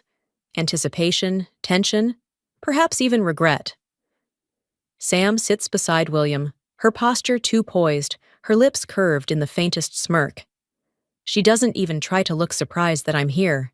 This isn't a meeting, it's an execution. Derek stands in the far corner, arms crossed, his face unreadable. But I know him too well. His jaw is tight, his stance rigid. He knows what's coming. William clears his throat, shifting in his seat like he's uncomfortable. But the glint in his eyes tells me otherwise. "Maddie, we've made a decision regarding the company's leadership." The room seems to close in. My fingers tighten around the edge of the chair, knuckles pressing white against my skin. Sam flips through a stack of papers in front of her, her nails tapping rhythmically against the polished wood table. She doesn't look at me. She doesn't have to. "Brook and Company needs a leader with a broader vision," she says smoothly. "Someone who understands the corporate world at a strategic level." I blink. Excuse me? She finally meets my gaze, and for a brief moment, I see the victory dancing in her eyes. Effective immediately, she continues, I will be stepping in as the new CEO. The words land like a slap, a sharp, cold sting that leaves me breathless. My gaze snaps to William, expecting, no, needing him to say something, to stop this, to tell me this is a mistake. But he doesn't. Instead, he nods. This is what's best for the company. I hope you'll understand, Maddie. Understand? I grip the chair tighter, my nails digging into the leather. My pulse pounds in my ears, but I force my voice to stay level. You're removing me? After everything I've done for this company? Sam leans forward, resting her chin on her interlaced fingers.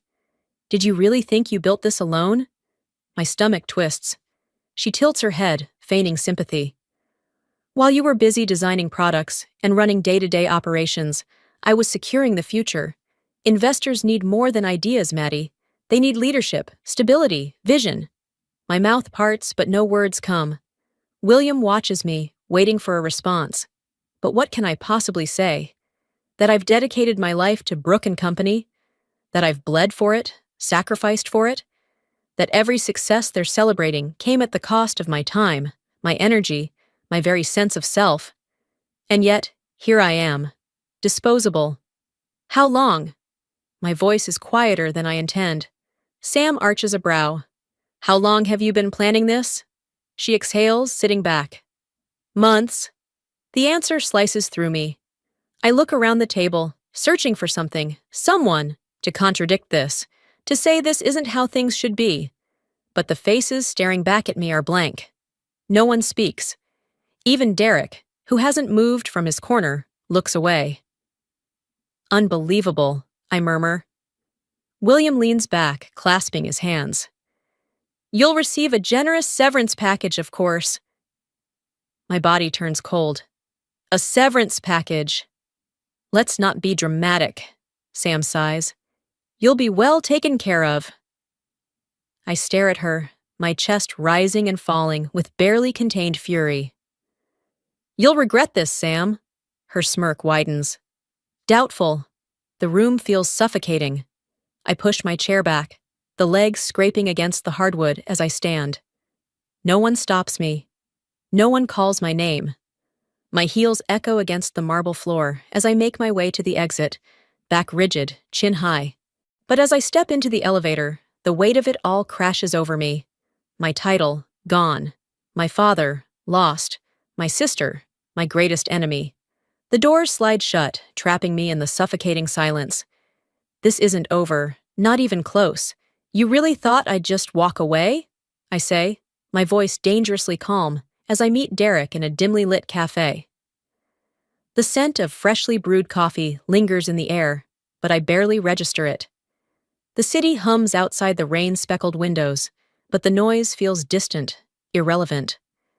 My fingers drum against the ceramic cup in front of me, its warmth doing little to thaw the ice that has settled in my chest since this morning. Derek watches me carefully from across the table, his expression unreadable. Honestly, I wasn't sure, he admits. But I know you, Maddie. You don't quit. You don't back down. I let out a slow breath, tilting my head. Then why do I feel like I've already lost? He leans forward, elbows on the table. Because you're still in shock. But this isn't over, not even close. The weight of his words hangs between us, but doubt still gnaws at me. They humiliated me, Derek. Sam didn't just take my position, she took my legacy. And William. He let her. He exhales sharply. William made his choice, but that doesn't mean it was the right one. I shift my gaze toward the window, watching as headlights blur past on the wet pavement. The betrayal plays on repeat in my mind. Sam's smirk, William's cold nod, the silence of the boardroom as they collectively decided I was disposable. For the first time in my life, I don't know what to do next. Come on, Derek says suddenly, tapping his fingers against the table. We need a plan. I scoff, shaking my head. A plan? To do what? Sue my own company? Take Sam to court? She played this too well, Derek. She got to the investors first. She had months to prepare, and My voice falters. I didn't see it coming. Derek doesn't respond right away. Instead, he reaches into his briefcase and pulls out a worn manila folder. I frown. What's that? Your way back in. I glance between him and the folder, skepticism creeping into my tone. Derek, just look at it. I hesitate before taking the file, flipping it open. The moment my eyes land on the first page, my breath catches. It's an old contract, one from when I first helped restructure Brook & Company after our international expansion. My fingers skim over the familiar legal jargon, memories flooding back. And then I see it. A clause.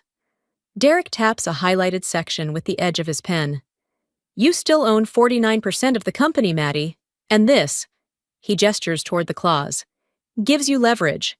If Brook & Company changes its core business model without your consent, you have the legal right to challenge their leadership and reclaim your stake.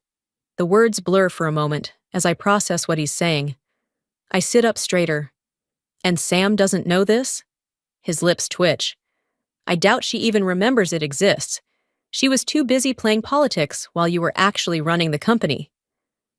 For the first time since this morning, something shifts inside me. A spark. A flicker of something dangerous and familiar. Hope. I close the folder and meet Derek's gaze. We need to make sure she takes the bait. She has to make a move that triggers this clause. Derek grins. Now that's the Maddie I know.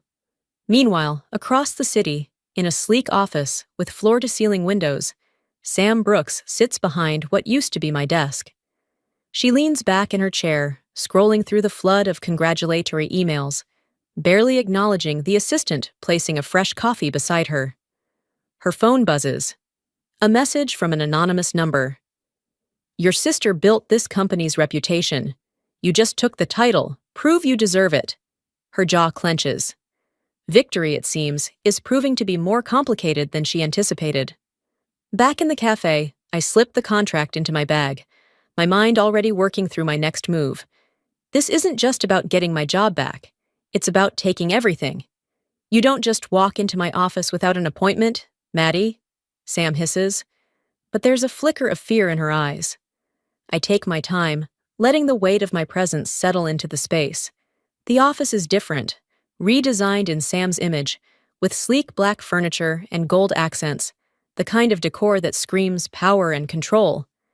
But beneath the polished surface, I see it for what it is. An illusion. I shut the door behind me and cross the room, my heels clicking against the marble floor. It used to be my office, I say evenly, settling into the chair across from her desk. I don't need an appointment.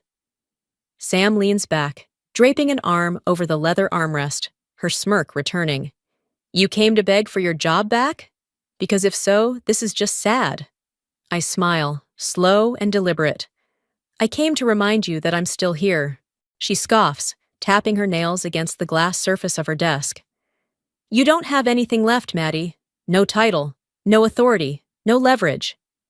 She tilts her head slightly. You're irrelevant now. I fold my hands in my lap, keeping my expression unreadable. Then why do you sound nervous? The muscles in her jaw tighten for a fraction of a second before she masks it with a laugh. You're delusional. Maybe, I say lightly. Or maybe you're not as untouchable as you think. For the first time, uncertainty flickers in her gaze. Just a crack, but enough for me to see it. She straightens, smoothing the front of her blazer. You can glare at me all you want, but the fact remains, you lost. Brook & Company is mine now. I hum under my breath, as if considering her words.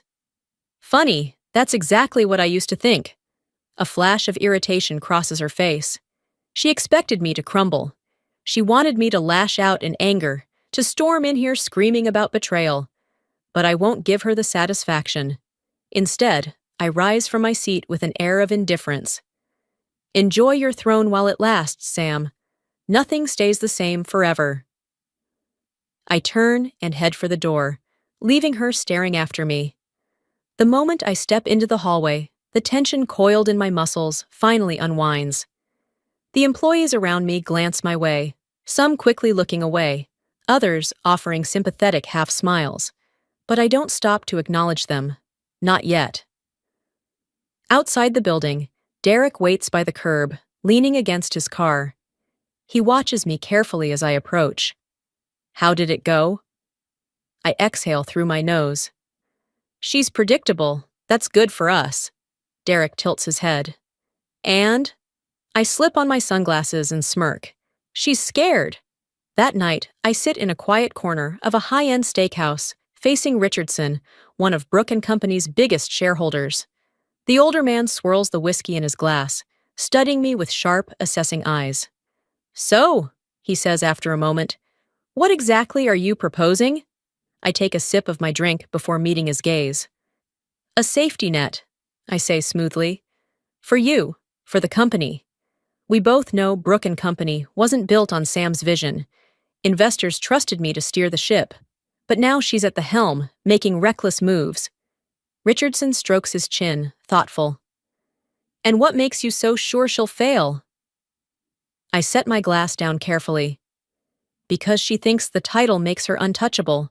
But the moment she shifts Brooke & Company's direction without investor consent, that illusion shatters. He doesn't respond immediately, but I see the gears turning. He may not be ready to commit yet, but he's intrigued. And that's all I need for now.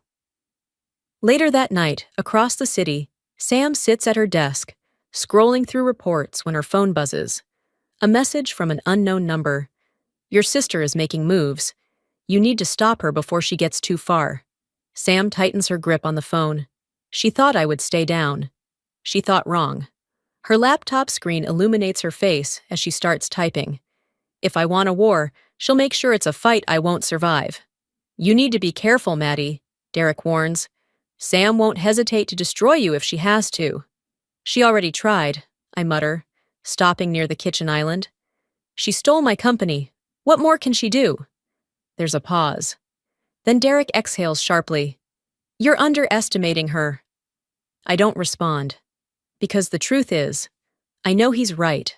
Across town, in a high-rise office with floor-to-ceiling windows, Sam sits opposite a well-dressed man in a charcoal suit. We need to paint a different picture of Maddie, he says smoothly, flipping through a stack of documents. If we make people doubt her past leadership, they won't trust her comeback. Sam's lips curl into a slow smirk. And how do we do that? He leans forward, tapping a finger against the papers. We control the narrative, highlight every risk she took, every mistake she made, make them question whether she was really as competent as they believed. Sam nods. Do it. The next morning, my phone won't stop buzzing. I rub my temples before grabbing it off the counter, already bracing for whatever fresh hell is waiting for me. Derek's name flashes across the screen. You need to see this, he says the moment I answer. I open my laptop, navigating to Business Insider. My stomach clenches at the headline. Was Maddie Brooks' success a lie? Inside the questionable leadership of Brooke & Company, a sharp breath escapes me as I scan the article. It's a carefully crafted attack, full of half-truths and twisted facts. My leadership style is described as reckless, my business strategies labeled as risky gambles. Words like unstable and erratic are thrown in just enough to plant doubt. My hands tighten into fists. On the television across the room, CNBC is airing a panel discussion. The problem with Maddie Brooks, one commentator says, adjusting his tie, is that she never truly fit the mold of a traditional CEO. She was creative, sure, but creativity doesn't always translate to strong leadership. Another panelist nods. And let's not forget, Brooke & Company wasn't built in a vacuum. Her sister, Sam Brooks, has been instrumental in stabilizing the company's future. A bitter laugh escapes me. Stabilizing? She stole it. My phone rings again. Maddie, we have a problem, Derek says, voice sharp. Someone leaked internal documents, fake ones. They make it look like you were involved in financial mismanagement before you stepped down. The room tilts slightly. I grip the edge of the counter. What? It's bad, he continues. They're circulating through investor circles, and people are starting to question whether you really ran the company as cleanly as you claimed. My pulse pounds in my ears. Sam. It has to be her. I force myself to take a breath, shoving down the surge of anger rising in my chest. Can we prove they're fake? We're working on it, Derek says. But perception is everything, and right now, the perception is that you're a liability. I close my eyes for a brief second before opening them again. She's trying to erase me. She took my company. Now she wants my reputation too. But I won't let her have it. An hour later, I step into the boardroom of a downtown office. The sleek glass walls reflect the city skyline behind me, but I barely notice. A major investor is waiting inside. I take a steady breath and step forward. Then I see her. Sam is already sitting at the conference table, legs crossed, a knowing smirk on her face. Our eyes lock. This battle just became personal. You didn't think I'd just sit back and watch, did you? Sam smirks, crossing her arms. The conference room is thick with tension, the air almost stifling under the weight of expectation.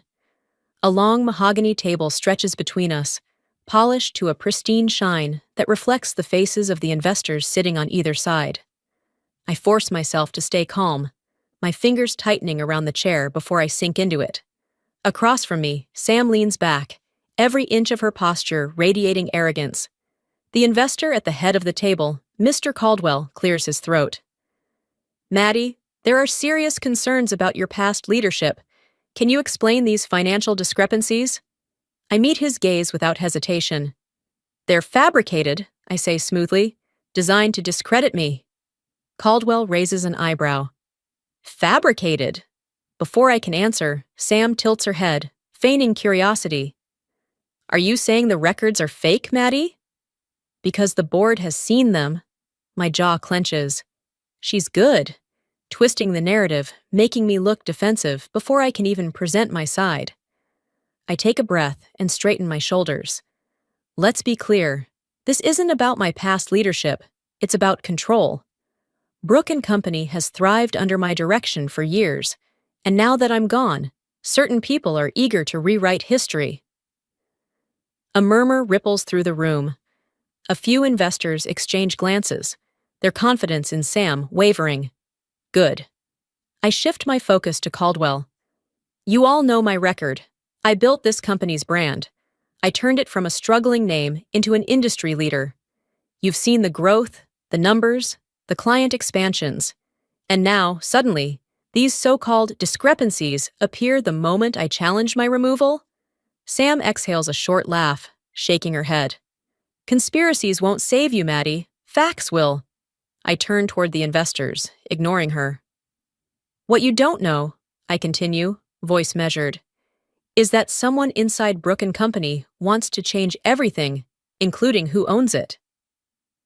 Silence. Sam's fingers twitch slightly against the surface of the table. I press forward. You think this is about keeping Brooke & Company strong? Look deeper. Ask yourselves who benefits if I'm erased from the picture. The investors shift, uncertainty creeping into their expressions. I glance at Sam. Her lips tighten into a thin line. She knows I'm not just defending myself. I'm planting seeds of doubt in their minds. Caldwell exhales, rubbing his temples. We'll need to conduct our own internal review, he finally says, to verify these claims. Sam nods, recovering quickly. Of course, she says smoothly. Transparency is important. I stand. It certainly is. Our eyes lock once more, an unspoken warning passing between us. Later that night, my phone buzzes. Derek. I answer on the first ring. Tell me you have something. There's a pause. Then his voice drops, urgent. You're not going to believe this. I sit up, heart pounding. What? I just got intel. Sam had a private meeting with a rep from Lancaster Group last week. My stomach twists. The fashion conglomerate? The very one. I grip the phone tighter. Lancaster Group has been circling Brooke & Company for years, trying to acquire it. Sam isn't just trying to take control, she's trying to sell the company. Derek exhales. She's playing a whole different game, Maddie. I close my eyes briefly, letting the weight of it settle. Then I open them, staring out at the city skyline. My blood cools, my mind sharpening. If Sam wants to play dirty, I say, voice low, then let's see how she handles this. I need you to leak something to the press, I tell Derek, my voice steady. Sam's about to have a very bad week. Derek exhales, setting his drink down on the table between us. We're sitting in the dimly lit back room of a high-end steakhouse, tucked away from prying eyes. The rich scent of seared meat lingers in the air, but neither of us are paying attention to the food. You're sure about this? He asks, leaning forward. I meet his gaze. Absolutely. He studies me for a long moment before nodding. All right. What's the play? I slide my phone across the table, the screen displaying a confidential document, one that outlines Sam's private meetings with Lancaster Group, our biggest competitor. This, I say. Brooke and Company isn't just her pet project. She's looking for a buyer. Derek whistles under his breath. If the board finds out she's selling, they'll lose their minds. Exactly, I say. We need to time this perfectly. If the press gets wind of this before she has time to control the narrative, she won't be able to bury it. Derek taps his fingers against the table, thinking. I know a guy. A journalist over at the Wall Street Report. He's reliable, and he won't print anything without verification. Good, I say, my pulse steady, my mind sharp. Let's do it. Derek pulls out his laptop, fingers flying over the keys as he crafts the message. We attach the documents, careful to remove any trace of where they came from. The moment he hits send, there's no turning back. Now we wait. It doesn't take long. By the next morning, the headlines have already taken over the business world. Brooke and Company CEO Samantha Brooks in talks to sell company to rival corporation. Power move or betrayal? Sources say Brooke and Company may no longer be family-owned. I sit back on my couch, scrolling through article after article. It's working. The phone rings. Derek, did you see it? He asks, the grin in his voice evident. Oh, I saw it, I murmur. And so did the board. Inside Brooke and Company, Sam storms into the conference room, slamming the morning's paper down onto the table. The faces around her are grim. A senior board member, Mr. Hathaway, leans back in his chair, arms crossed. Explain this, Sam. Were you planning to sell us out? Sam straightens, smoothing her blazer. This is taken out of context, she says coolly. Lancaster Group was interested in a partnership, not an acquisition. Hathaway isn't buying it. A partnership? Funny, because the Wall Street Report seems to think otherwise. Another board member, Ms. Langford, raises an eyebrow. Sam, we backed you because you promised stability. This question mark, this is not stability. Sam clenches her jaw. I have everything under control. No one looks convinced. Her hands tighten into fists beneath the table. She knows exactly who's behind this. Later, that night, I'm in my apartment, pouring a glass of whiskey, when my phone pings with an email notification. The sender is anonymous. The subject line reads, "You need to see this." Frowning, I open it. Inside is a single message. I have information that can help you. Meet me tomorrow at 8 p.m. Don't trust anyone. I stare at the words, my heart pounding. Derek looks over from where he's seated. What is it? I turn the screen toward him, his brows furrow. That could be a setup. Or it could be the break we need, I counter. A heavy silence stretches between us. I look back at the email, my fingers hovering over the reply button. If this is real, I might have just found my way back into Brooke and Company. If it's a setup, I could lose everything. Are you sure about this, Maddie? Derek asks. This could be dangerous. I glance at him from the driver's seat, gripping the wheel a little tighter. The city lights blur past as I navigate the downtown streets, heading toward the meeting location. The weight of what I'm about to do sits heavy in my chest, but there's no room for hesitation now. I don't have a choice, I say, voice steady. If this person has real intel on Sam, I need to hear it. Derek exhales, rubbing his temple. Just don't let your guard down. Whoever this is, they reached out anonymously for a reason. I nod, but keep my eyes on the road. He's right, of course. This could be a setup, but if there's even a chance that I can get something on Sam, something real, I have to take it. The bar is tucked away in a quiet part of the city, the kind of place that doesn't ask questions. A red neon sign flickers above the entrance, casting a dim glow onto the wet pavement. I park, turning off the engine, and glance at Derek. "You stay out here," I say. His brows knit together. "Maddie, I need to do this alone." He doesn't like it, but after a long moment, he nods. "Fine, but I'll be watching." I step out of the car and into the dimly lit bar. The smell of aged whiskey and cigarette smoke clings to the air, and low jazz hums from the speakers. A few patrons sit scattered around, lost in their drinks and conversations, oblivious to my arrival. I scan the room. Then I see her.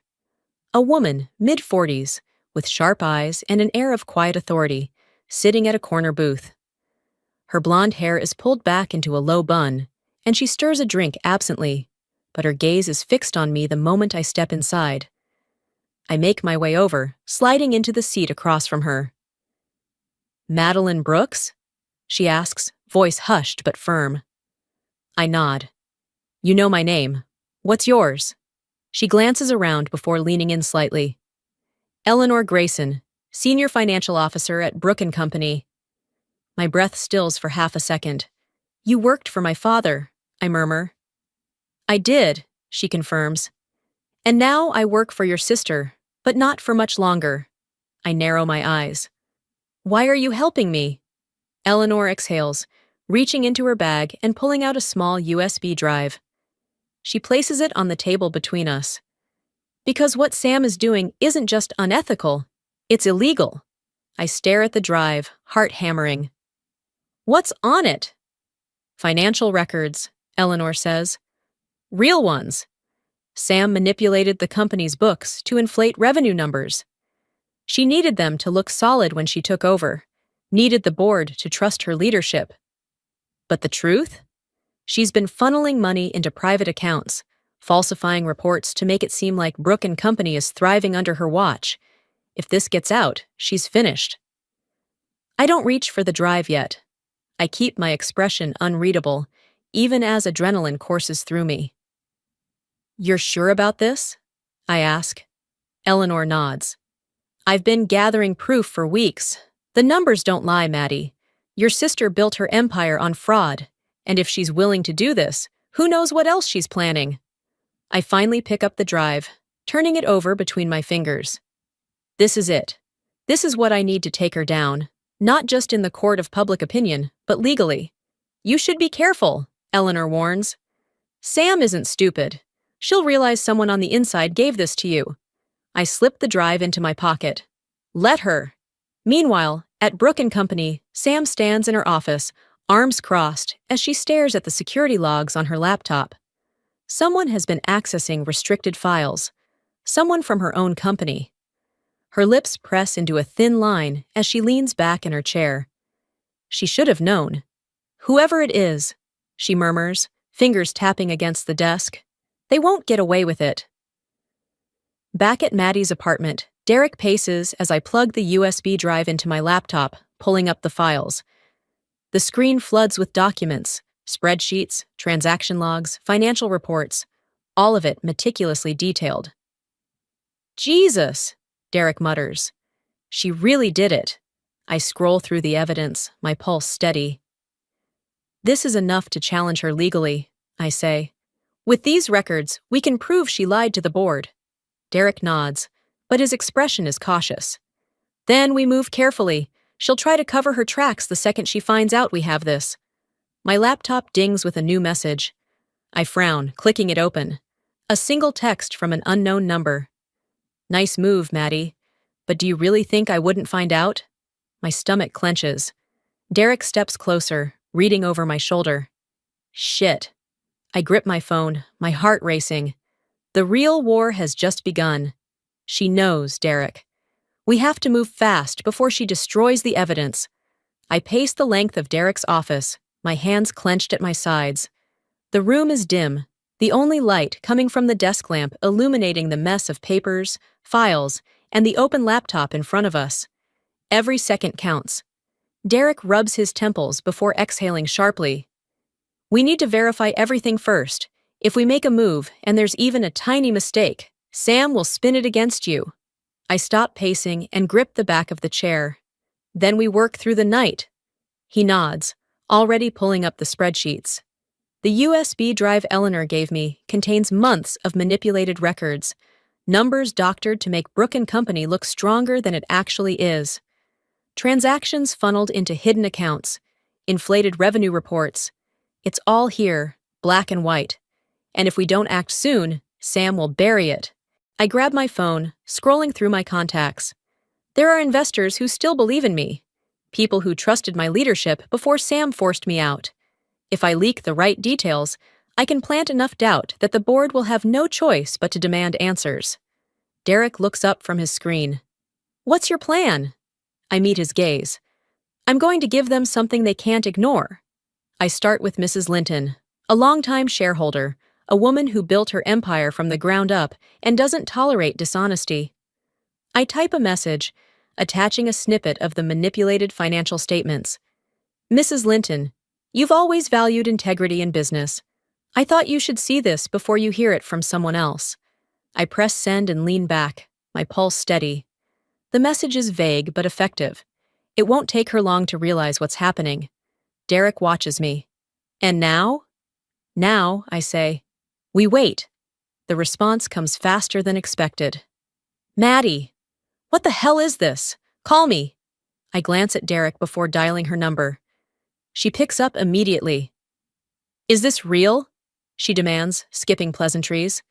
Sam's been lying about the financials? I keep my voice even. I wouldn't bring this to you if I wasn't certain. And it's only the tip of the iceberg. Silence. Then, in a quieter voice, does the board know? Not yet, I admit. But they will soon. A sharp breath on the other end. I want a full financial report on my desk by the end of the week. And if this turns out to be true, Sam is finished. I smile. I was hoping you'd say that. By morning, the rumors are already circulating. Investors are whispering. The board is uneasy. And Sam? She's furious. She storms into Brooke & Company, slamming her office door so hard the walls shake. Her assistant flinches as she tosses a folder onto her desk. Find out who's leaking information, she snaps. The assistant nods quickly and scurries out. Sam exhales, pressing her fingers against her temples. This isn't part of the plan. The company was supposed to be under her complete control by now. But Maddie, damn her, just won't stay down. She straightens, fixing her blazer. Fine. If Maddie wants a fight, Sam will give her one. That afternoon, the board receives an emergency meeting notice. Sam's name is stamped at the bottom.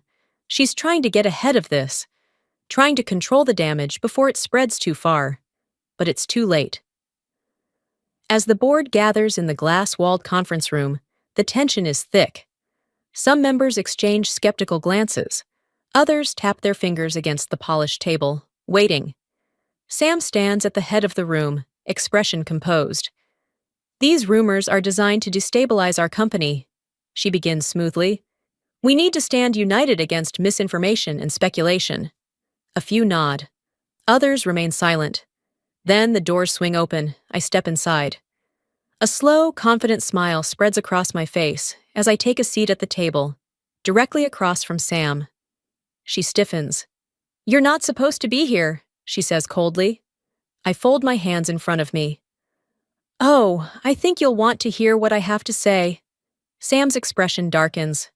The game has changed, and this time, I'm the one holding the cards. Ladies and gentlemen, I have something very interesting to show you. I place a thick folder on the conference table, my fingers pressing against the manila edges as I glance around the room. The tension is suffocating, but I remain calm, controlled. Every pair of eyes is locked on me, but the one I care about most belongs to my sister. Sam sits rigidly across from me, her arms crossed, jaw tight. She doesn't blink, but I see the way her fingers twitch against the table, the way her nails dig into the polished wood. She's nervous. Good. I flip the folder open, revealing the printed spreadsheets, transaction records, and internal emails that Eleanor provided. My voice is even, but the weight of my words fills every inch of the room. These documents show discrepancies in Brooke & Company's financial reports, discrepancies that started when Sam took over as CEO. A murmur spreads across the table. Board members lean in, eyes scanning the papers, as the reality of the situation begins to sink in. Sam scoffs. This is nonsense. Maddie is just bitter about losing her position. I smile. Am I? I slide a specific page forward, tapping my finger against a column of numbers. Then explain this. Revenue inflation, falsified profit margins, and accounts that don't exist. All of it conveniently benefiting you, Sam. But I'm sure there's a reasonable explanation. Her nostrils flare. You're grasping at straws, she says, voice sharp. This is nothing but a desperate attempt to undermine me. I shrug. Then you won't mind if we conduct a full audit, will you? The room goes silent. I turn my head toward Mr. Caldwell, a senior board member who has been with the company since my father founded it. He leans back in his chair, rubbing his chin thoughtfully before looking at Sam. That's a fair request, he says. If there's nothing to hide, then an external investigation should clear everything up, right? For the first time, genuine fear flashes in Sam's eyes. She opens her mouth, ready to argue, but before she can speak, another voice cuts through the room. Sam, Richard Greer, one of her strongest allies on the board, clears his throat. He adjusts his glasses, looking at her with something that resembles disappointment. I've stood by you, but I can't ignore these numbers. If you can't explain them, I won't support you anymore. Sam stiffens. Her hands curl into fists.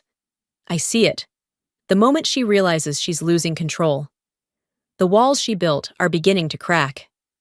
This is ridiculous, she spits out, but her voice lacks the confidence it held before. Maddie is manipulating you all. She's playing a game, trying to get revenge because she lost. I tilt my head. You're right about one thing, I say. I did lose something. But it wasn't just my position. It was my trust in you. The weight of my words lingers in the air. Silence. Then Mr. Caldwell speaks again, his voice firm. I'm calling for an external investigation into Brooke & Company's finances, effective immediately. A ripple of agreement spreads through the room. Some nod. Others exchange cautious glances. But no one objects. The decision is made. Sam pushes back from the table, her chair scraping against the floor. You'll regret this, she says through clenched teeth. I meet her glare head-on. I doubt it. She storms out, leaving the tension thick behind her. I exhale, barely audible, before glancing at Derek.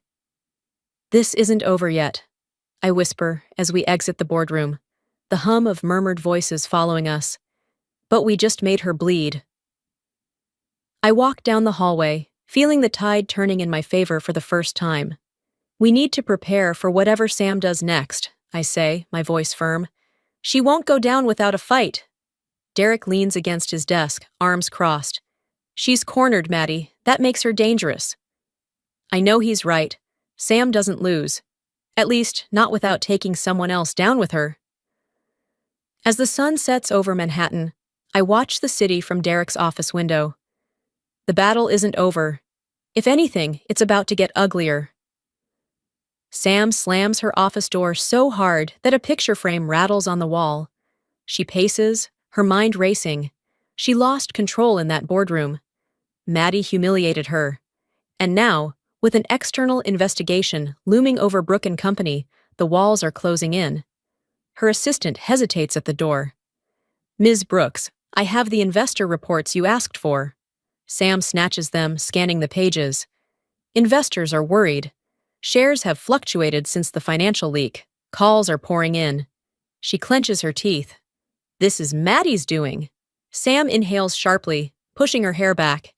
If she wants to win, she needs to shift the narrative. She needs to remind everyone who the real Maddie Brooks is. She grabs her phone. Get me a primetime interview, CNBC or Bloomberg. I don't care which. Just make it happen. Her assistant rushes out, and Sam smirks. If Maddie thinks she's the only one who can manipulate public perception, she's in for a surprise. I sit across from Richard Greer, one of the company's major investors, at an upscale restaurant in Midtown. The air smells of grilled steak and aged wine, but I have no appetite. Richard swirls his glass of bourbon, watching me. "You've put Sam in a bad position," he says, amusement flickering in his eyes. I meet his gaze. "Sam put herself in a bad position. I just exposed it." He chuckles. "Fair enough. But you know what's coming next, don't you?" I nod. "She's not just going to sit back. She'll try to regain control." He leans forward, resting his elbows on the table. "I'll be honest, Maddie. I've been skeptical about Sam's leadership for a while. If you can stabilize things, you'll have my full backing." Relief swells in my chest, but I don't let it show. That's all I needed to hear. The next morning, Sam sits in front of a camera, her face calm and collected. "Brooke and Company has always been my father's legacy," she tells the interviewer. "It's heartbreaking to see it torn apart by personal vendettas." The journalist tilts her head. "You're referring to your sister?" Sam sighs, looking away briefly before meeting the camera again. "Maddie is passionate, but she's letting emotions dictate her actions. I'm trying to lead this company into the future. She's trying to pull it into the past." The interview airs within hours. News outlets pick up the sound bites. Sam is painting herself as the victim, the responsible leader trying to steer the company through chaos. I watch it play out on a loop in Derek's office, my arms crossed as frustration builds inside me. Derek exhales. "She's good, I'll give her that." I shake my head. "She's lying through her teeth." "But people believe her," he points out. "At least some do." I glance at my phone. Investors are calling, wanting reassurances. I'm about to respond when an alert flashes across my screen. A news headline: "Maddie Brooks's troubled past. The untold story behind Brooke and Company." I freeze. My stomach twists as I click the link. The article is full of half-truths, exaggerations twisted just enough to make me look reckless, impulsive. It digs up old business decisions, mistakes that were rectified but now seem damning. It even hints at personal struggles, things that have no place in a business conversation. "Sam just made this personal," I mutter. Derek skims the article. "She's trying to discredit you, make you look unstable." I grip the edge of his desk, my nails pressing into the wood. I won't let her win. The next morning, as I step out of my car in front of Brooke and Company, reporters swarm like vultures. Cameras flash. "Maddie, do you have a response to the allegations? Is it true you've been unstable for years? Do you plan to step away from Brooke and Company entirely?" I straighten my shoulders, keeping my face unreadable. Sam wanted a war? She was about to get one. "Get me a press conference," I say, my eyes blazing. "It's time to set the record straight." Derek gives me a sharp nod before pulling out his phone. "This is risky, Maddie," he warns. "Once you speak, you can't take it back." "I don't need to take it back," I reply. "I just need to make sure the truth drowns out Sam's lies." The conference room at the Four Seasons is packed. Reporters fill the seats, cameras pointed at the podium where I stand. The air crackles with tension.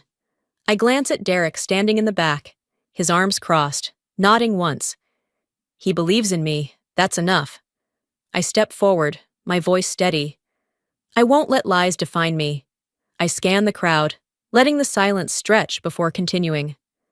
The real issue here isn't my personal life, it's the future of Brooke and Company. Flashes from the cameras flicker as I continue. My leadership has been called into question. But let's talk facts. I built this brand. I expanded our reach, secured major partnerships, and brought in billions. And yet, my qualifications are being questioned because of a desperate smear campaign. A murmur ripples through the crowd. I flip open the folder on the podium, revealing slides behind me on the projector. This is Brooke and Company's financial trajectory during my tenure, I say, gesturing to the chart. We experienced record-breaking growth. Now let's look at the numbers since my removal. The graph shifts. The numbers show a clear decline under Sam's leadership. The room goes silent. Facts don't lie, I say. And neither do I. The tension is thick. A journalist in the front row raises his hand. So you're saying your sister is unfit to lead? I pause, choosing my words carefully. I'm saying Brooke and Company deserves leadership that doesn't rely on deception. I'm saying this company, which my father built and I helped elevate, deserves better. Another journalist jumps in. Are you pushing for her removal? I don't hesitate. I'm pushing for what's best for this company. If the board believes that's me, then I'm ready to step up. Meanwhile, across the city, Sam watches the press conference from her office. Her nails dig into the armrest of her chair, her knuckles white. She's turning them against me, she hisses, her voice sharp with rage. Her assistant shifts uncomfortably, but doesn't say a word. Sam throws a glass at the wall, the shatter echoing through the room. Get me in front of a camera, she snaps. We need to counter this now. Her assistant hesitates. Actually, there's something else you should see. She hands Sam an envelope marked confidential. Sam rips it open, scanning the contents. Her breath catches. It's the results of the financial audit. She flips through the pages, her heartbeat pounding in her ears. Severe financial discrepancies under the current leadership. Multiple unapproved transactions tied to offshore accounts. Sam's stomach twists. If this report gets out, she's finished. She slams the folder shut. Nobody sees this. Understood? Her assistant nods quickly. Yes, ma'am. But Sam knows. The board will see it. And when they do, it won't matter what she says. That night, I sit with Derek, going over the numbers once again. You did what you had to do, he says. The investors are responding. You've got more support than ever. I nod, exhaling. It's not over yet. Derek's phone buzzes. He glances at the screen, then looks up at me. The board just called an emergency meeting. I straighten. When? Tomorrow morning. I meet his gaze. This is it. The final battle. We will now take the final vote, the board chair announces. The future of Brooke and Company depends on this decision. The conference room is silent, except for the ticking of the antique clock mounted on the far wall. The weight of this moment presses down on everyone seated around the long mahogany table.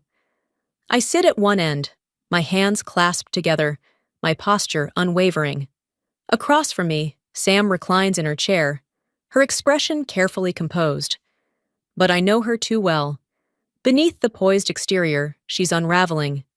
Our father, William Brooks, sits near the edge of the room, arms crossed, his face unreadable. He hasn't spoken much, merely observing as his daughters battle for control of his empire. His silence carries more power than anything he could say. Before we vote, both parties may present their final statements. The board chair continues. Ms. Brooks, you may begin. Sam straightens, smoothing a hand over the lapel of her expensive blazer. When she speaks, her voice is silk, calm, controlled, and insidiously persuasive. Under my leadership, Brooke and Company has pursued bold new strategies, taking aggressive steps toward modernizing our business model. The last thing we need is to revert to the past. She flicks a glance at me. A calculated move, implying that my reinstatement would be a step backward. She continues, pulling up a financial presentation on the boardroom screen. Here, you'll see the initiatives I have implemented to position us for global expansion. These figures represent progress. The future of Brooke and Company depends on forward momentum, not nostalgia. She smiles, the picture of confidence. A brilliant performance, except for one problem. She's lying. I wait for her to finish, allowing the room to sit in her deception for a few beats before standing. I don't rush. I don't react. I simply rise, straighten my shoulders, and walk to the head of the table. Leadership is not just about ambition, I say, my voice steady. It's about trust. A few members of the board shift in their seats, intrigued. This company wasn't built on deception. It was built on integrity, on innovation, and on relationships. That is what made Brooke and Company thrive. But that trust has been violated. I reach for the folder I placed on the table earlier and flip it open, pulling out the financial audit results. I let the silence linger before sliding copies to each board member. The audit committee has uncovered severe financial misconduct, discrepancies in our reporting, unapproved transactions, a pattern of reckless decisions that have put this company at risk. I see it now. The tiny crack in Sam's armor, a flicker of panic in her eyes. She knew the audit would be damaging, but she thought she could contain it. You want to talk about leadership, Sam? I continue, my voice growing sharper. Then let's talk about accountability, because that is what leadership looks like. A heavy silence falls. The board members murmur among themselves, flipping through the documents. Some frown, some shake their heads. The weight of what they're seeing is sinking in. Sam recovers quickly, scoffing. This is a smear campaign. Numbers don't lie, I counter. And neither do forensic audits. I turn to the board. You have a decision to make, not just about leadership, but about the values this company stands for. The choice is yours. The board chair leans forward. It is time for the vote. Each member will submit their decision privately. The room is thick with tension as the votes are cast. I keep my expression neutral, but my heart pounds. Sam sits rigidly, her fingers curled into fists beneath the table. The board chair tallies the votes, pausing when he reaches the last one.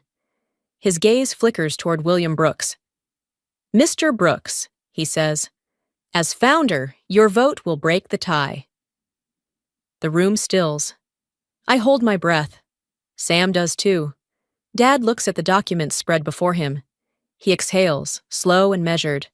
When he finally lifts his gaze, his expression is unreadable. Then he speaks. My vote. He pauses, and my pulse races. Goes to Maddie. The air shifts, a sharp intake of breath from Sam.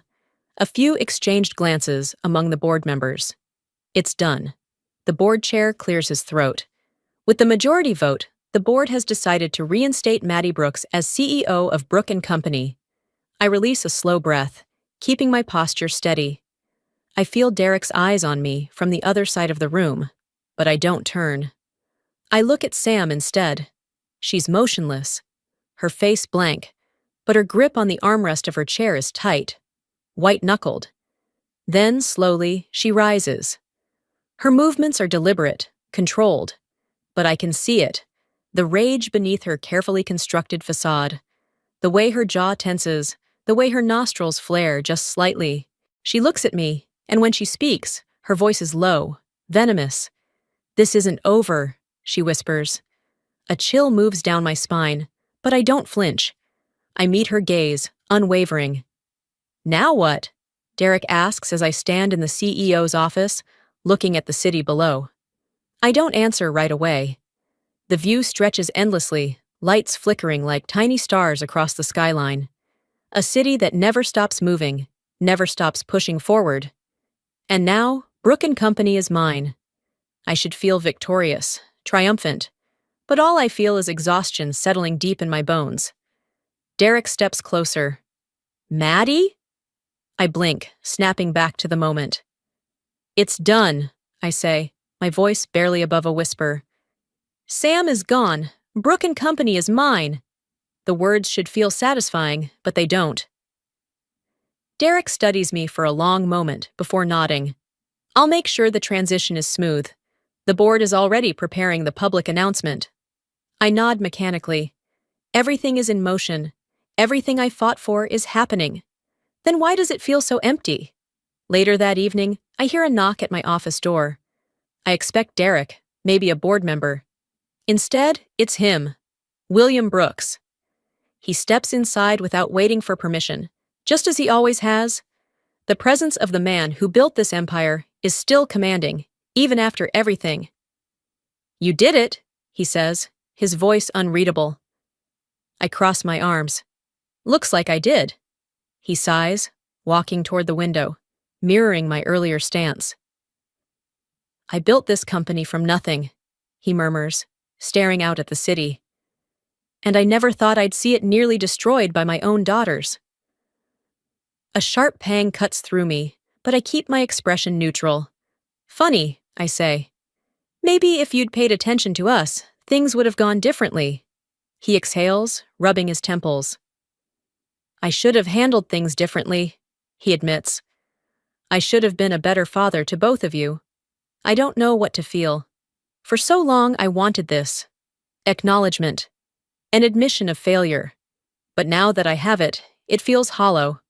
He turns, looking at me. Brooke and Company is yours now. But remember, power isn't the same as leadership. Don't make the same mistakes I did. For a brief second, I see something. Regret? Maybe. Then, just like that, he walks out. I don't stop him. Hours later, I sit alone at my desk. The silence is deafening. My laptop glows in the dim light, emails flooding in from board members, investors, the press. Everyone wants a statement. Everyone wants to know what comes next. I reach for my phone instead, needing a distraction. And that's when I see it. A text. Unknown number. You may have won this round, but I'll always be a Brooks. This isn't over. A chill runs down my spine. Sam. I stare at the message, fingers hovering over the screen. For a second, I consider responding. Demanding answers. Acknowledging the war that will never truly end between us. Instead, I delete it. But I know, deep down, I haven't seen the last of her. I turn off my phone and walk to the window. I won. But at what cost? Now what? Derek asks as I stand in the CEO's office, looking at the city below. I don't answer immediately. The skyline stretches far beyond my window, glittering under the night sky. The city moves forward, indifferent to what just happened inside these walls. Brooke and Company is mine. I fought for this. I bled for this. So why does it feel like I've lost more than I've won? Derek steps closer. Maddie? I exhale, pressing my fingers against the cool glass. It's over. He studies me, his expression unreadable. Is it? I don't know. Later that evening, I hear a knock at my door. I already know who it is before turning around.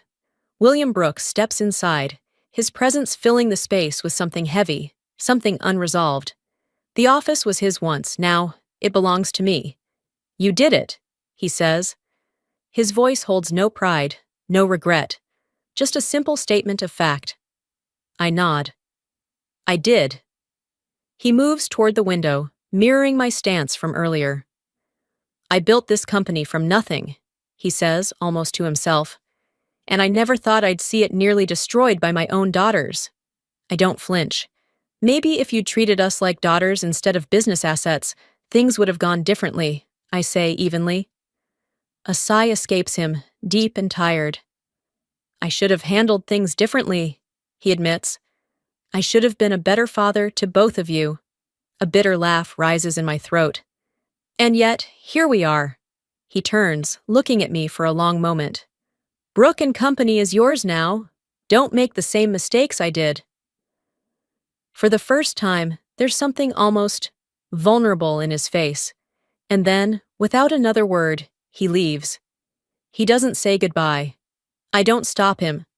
The night stretches long and silent. I sit at my desk, scanning through endless emails, congratulations from board members, inquiries from investors, interview requests from the press. Everyone wants to hear from the new CEO of Brooke and Company, the company I fought for, the company I won back. And yet, I've never felt more alone. I pick up my phone, needing some kind of distraction, and that's when I see it. A message. Unknown number. You may have won this round, but I'll always be a Brooks. This isn't over. I stare at the screen. Sam. The weight in my chest tightens. I hover over the message, debating whether to respond, to demand answers, to ask her what she really means. Instead, I delete it. Because I know the truth. She's right. It isn't over. I turn off my phone and walk back to the window. I won. But at what cost? A month later, I stand in front of an audience, about to deliver the most important speech of my career.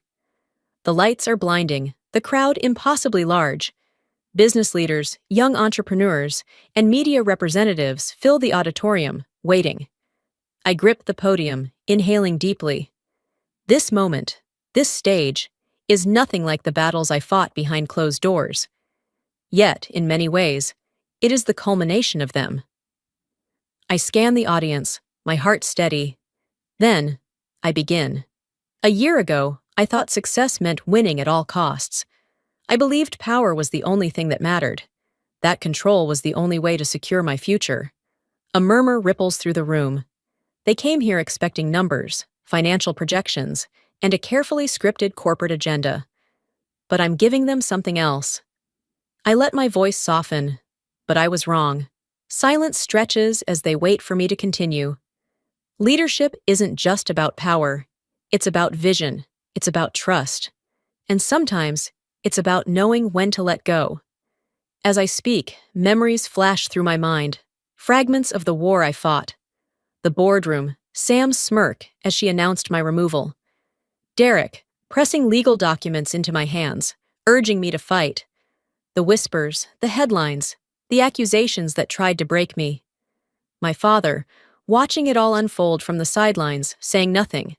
Sam's venomous words before the final vote. I push the memories aside, refocusing on the room in front of me. Brook & Company is no longer just my father's legacy, I say, lifting my chin. It's a company built on resilience, on reinvention, on the strength of those who refuse to be underestimated. The audience erupts into applause. I let the noise settle before offering one final statement. And we are just getting started. Later, in my office, the echoes of the event still linger. Messages flood my inbox. Congratulations, interview requests, new business proposals. The weight of leadership has settled on my shoulders, but for the first time, it doesn't feel like a burden. It feels like mine. I pour myself a drink, savoring the quiet. That's when I see it. An envelope, sleek and black, resting neatly on my desk. There's no sender listed. Curious, I pick it up and slide out the card inside. A simple invitation, a new startup launch, and at the bottom, a handwritten note. See you at the top. S. I blink, reading it twice. Then, I laugh softly, shaking my head. Sam. Even now, she's making moves. Even now, she refuses to disappear. A part of me wonders, will we ever stop circling each other? Will we ever be anything but rivals? I set the card down, exhaling slowly. I don't know what comes next. But I do know one thing. I'm ready. I turn toward the window, looking out over the city. Then, I whisper to myself, bring it on. Life isn't just about winning, it's about resilience, about fighting for what's yours, but also knowing when to let go. Every challenge, every betrayal, every loss, it all shapes who we become. I stand here today, not because I never failed, but because I never stopped moving forward. Strength isn't about never falling, it's about rising every single time. If my journey has taught me anything, it's this. Your value isn't defined by what you lose, but by how you rise again. Subscribe now, because your story is just beginning.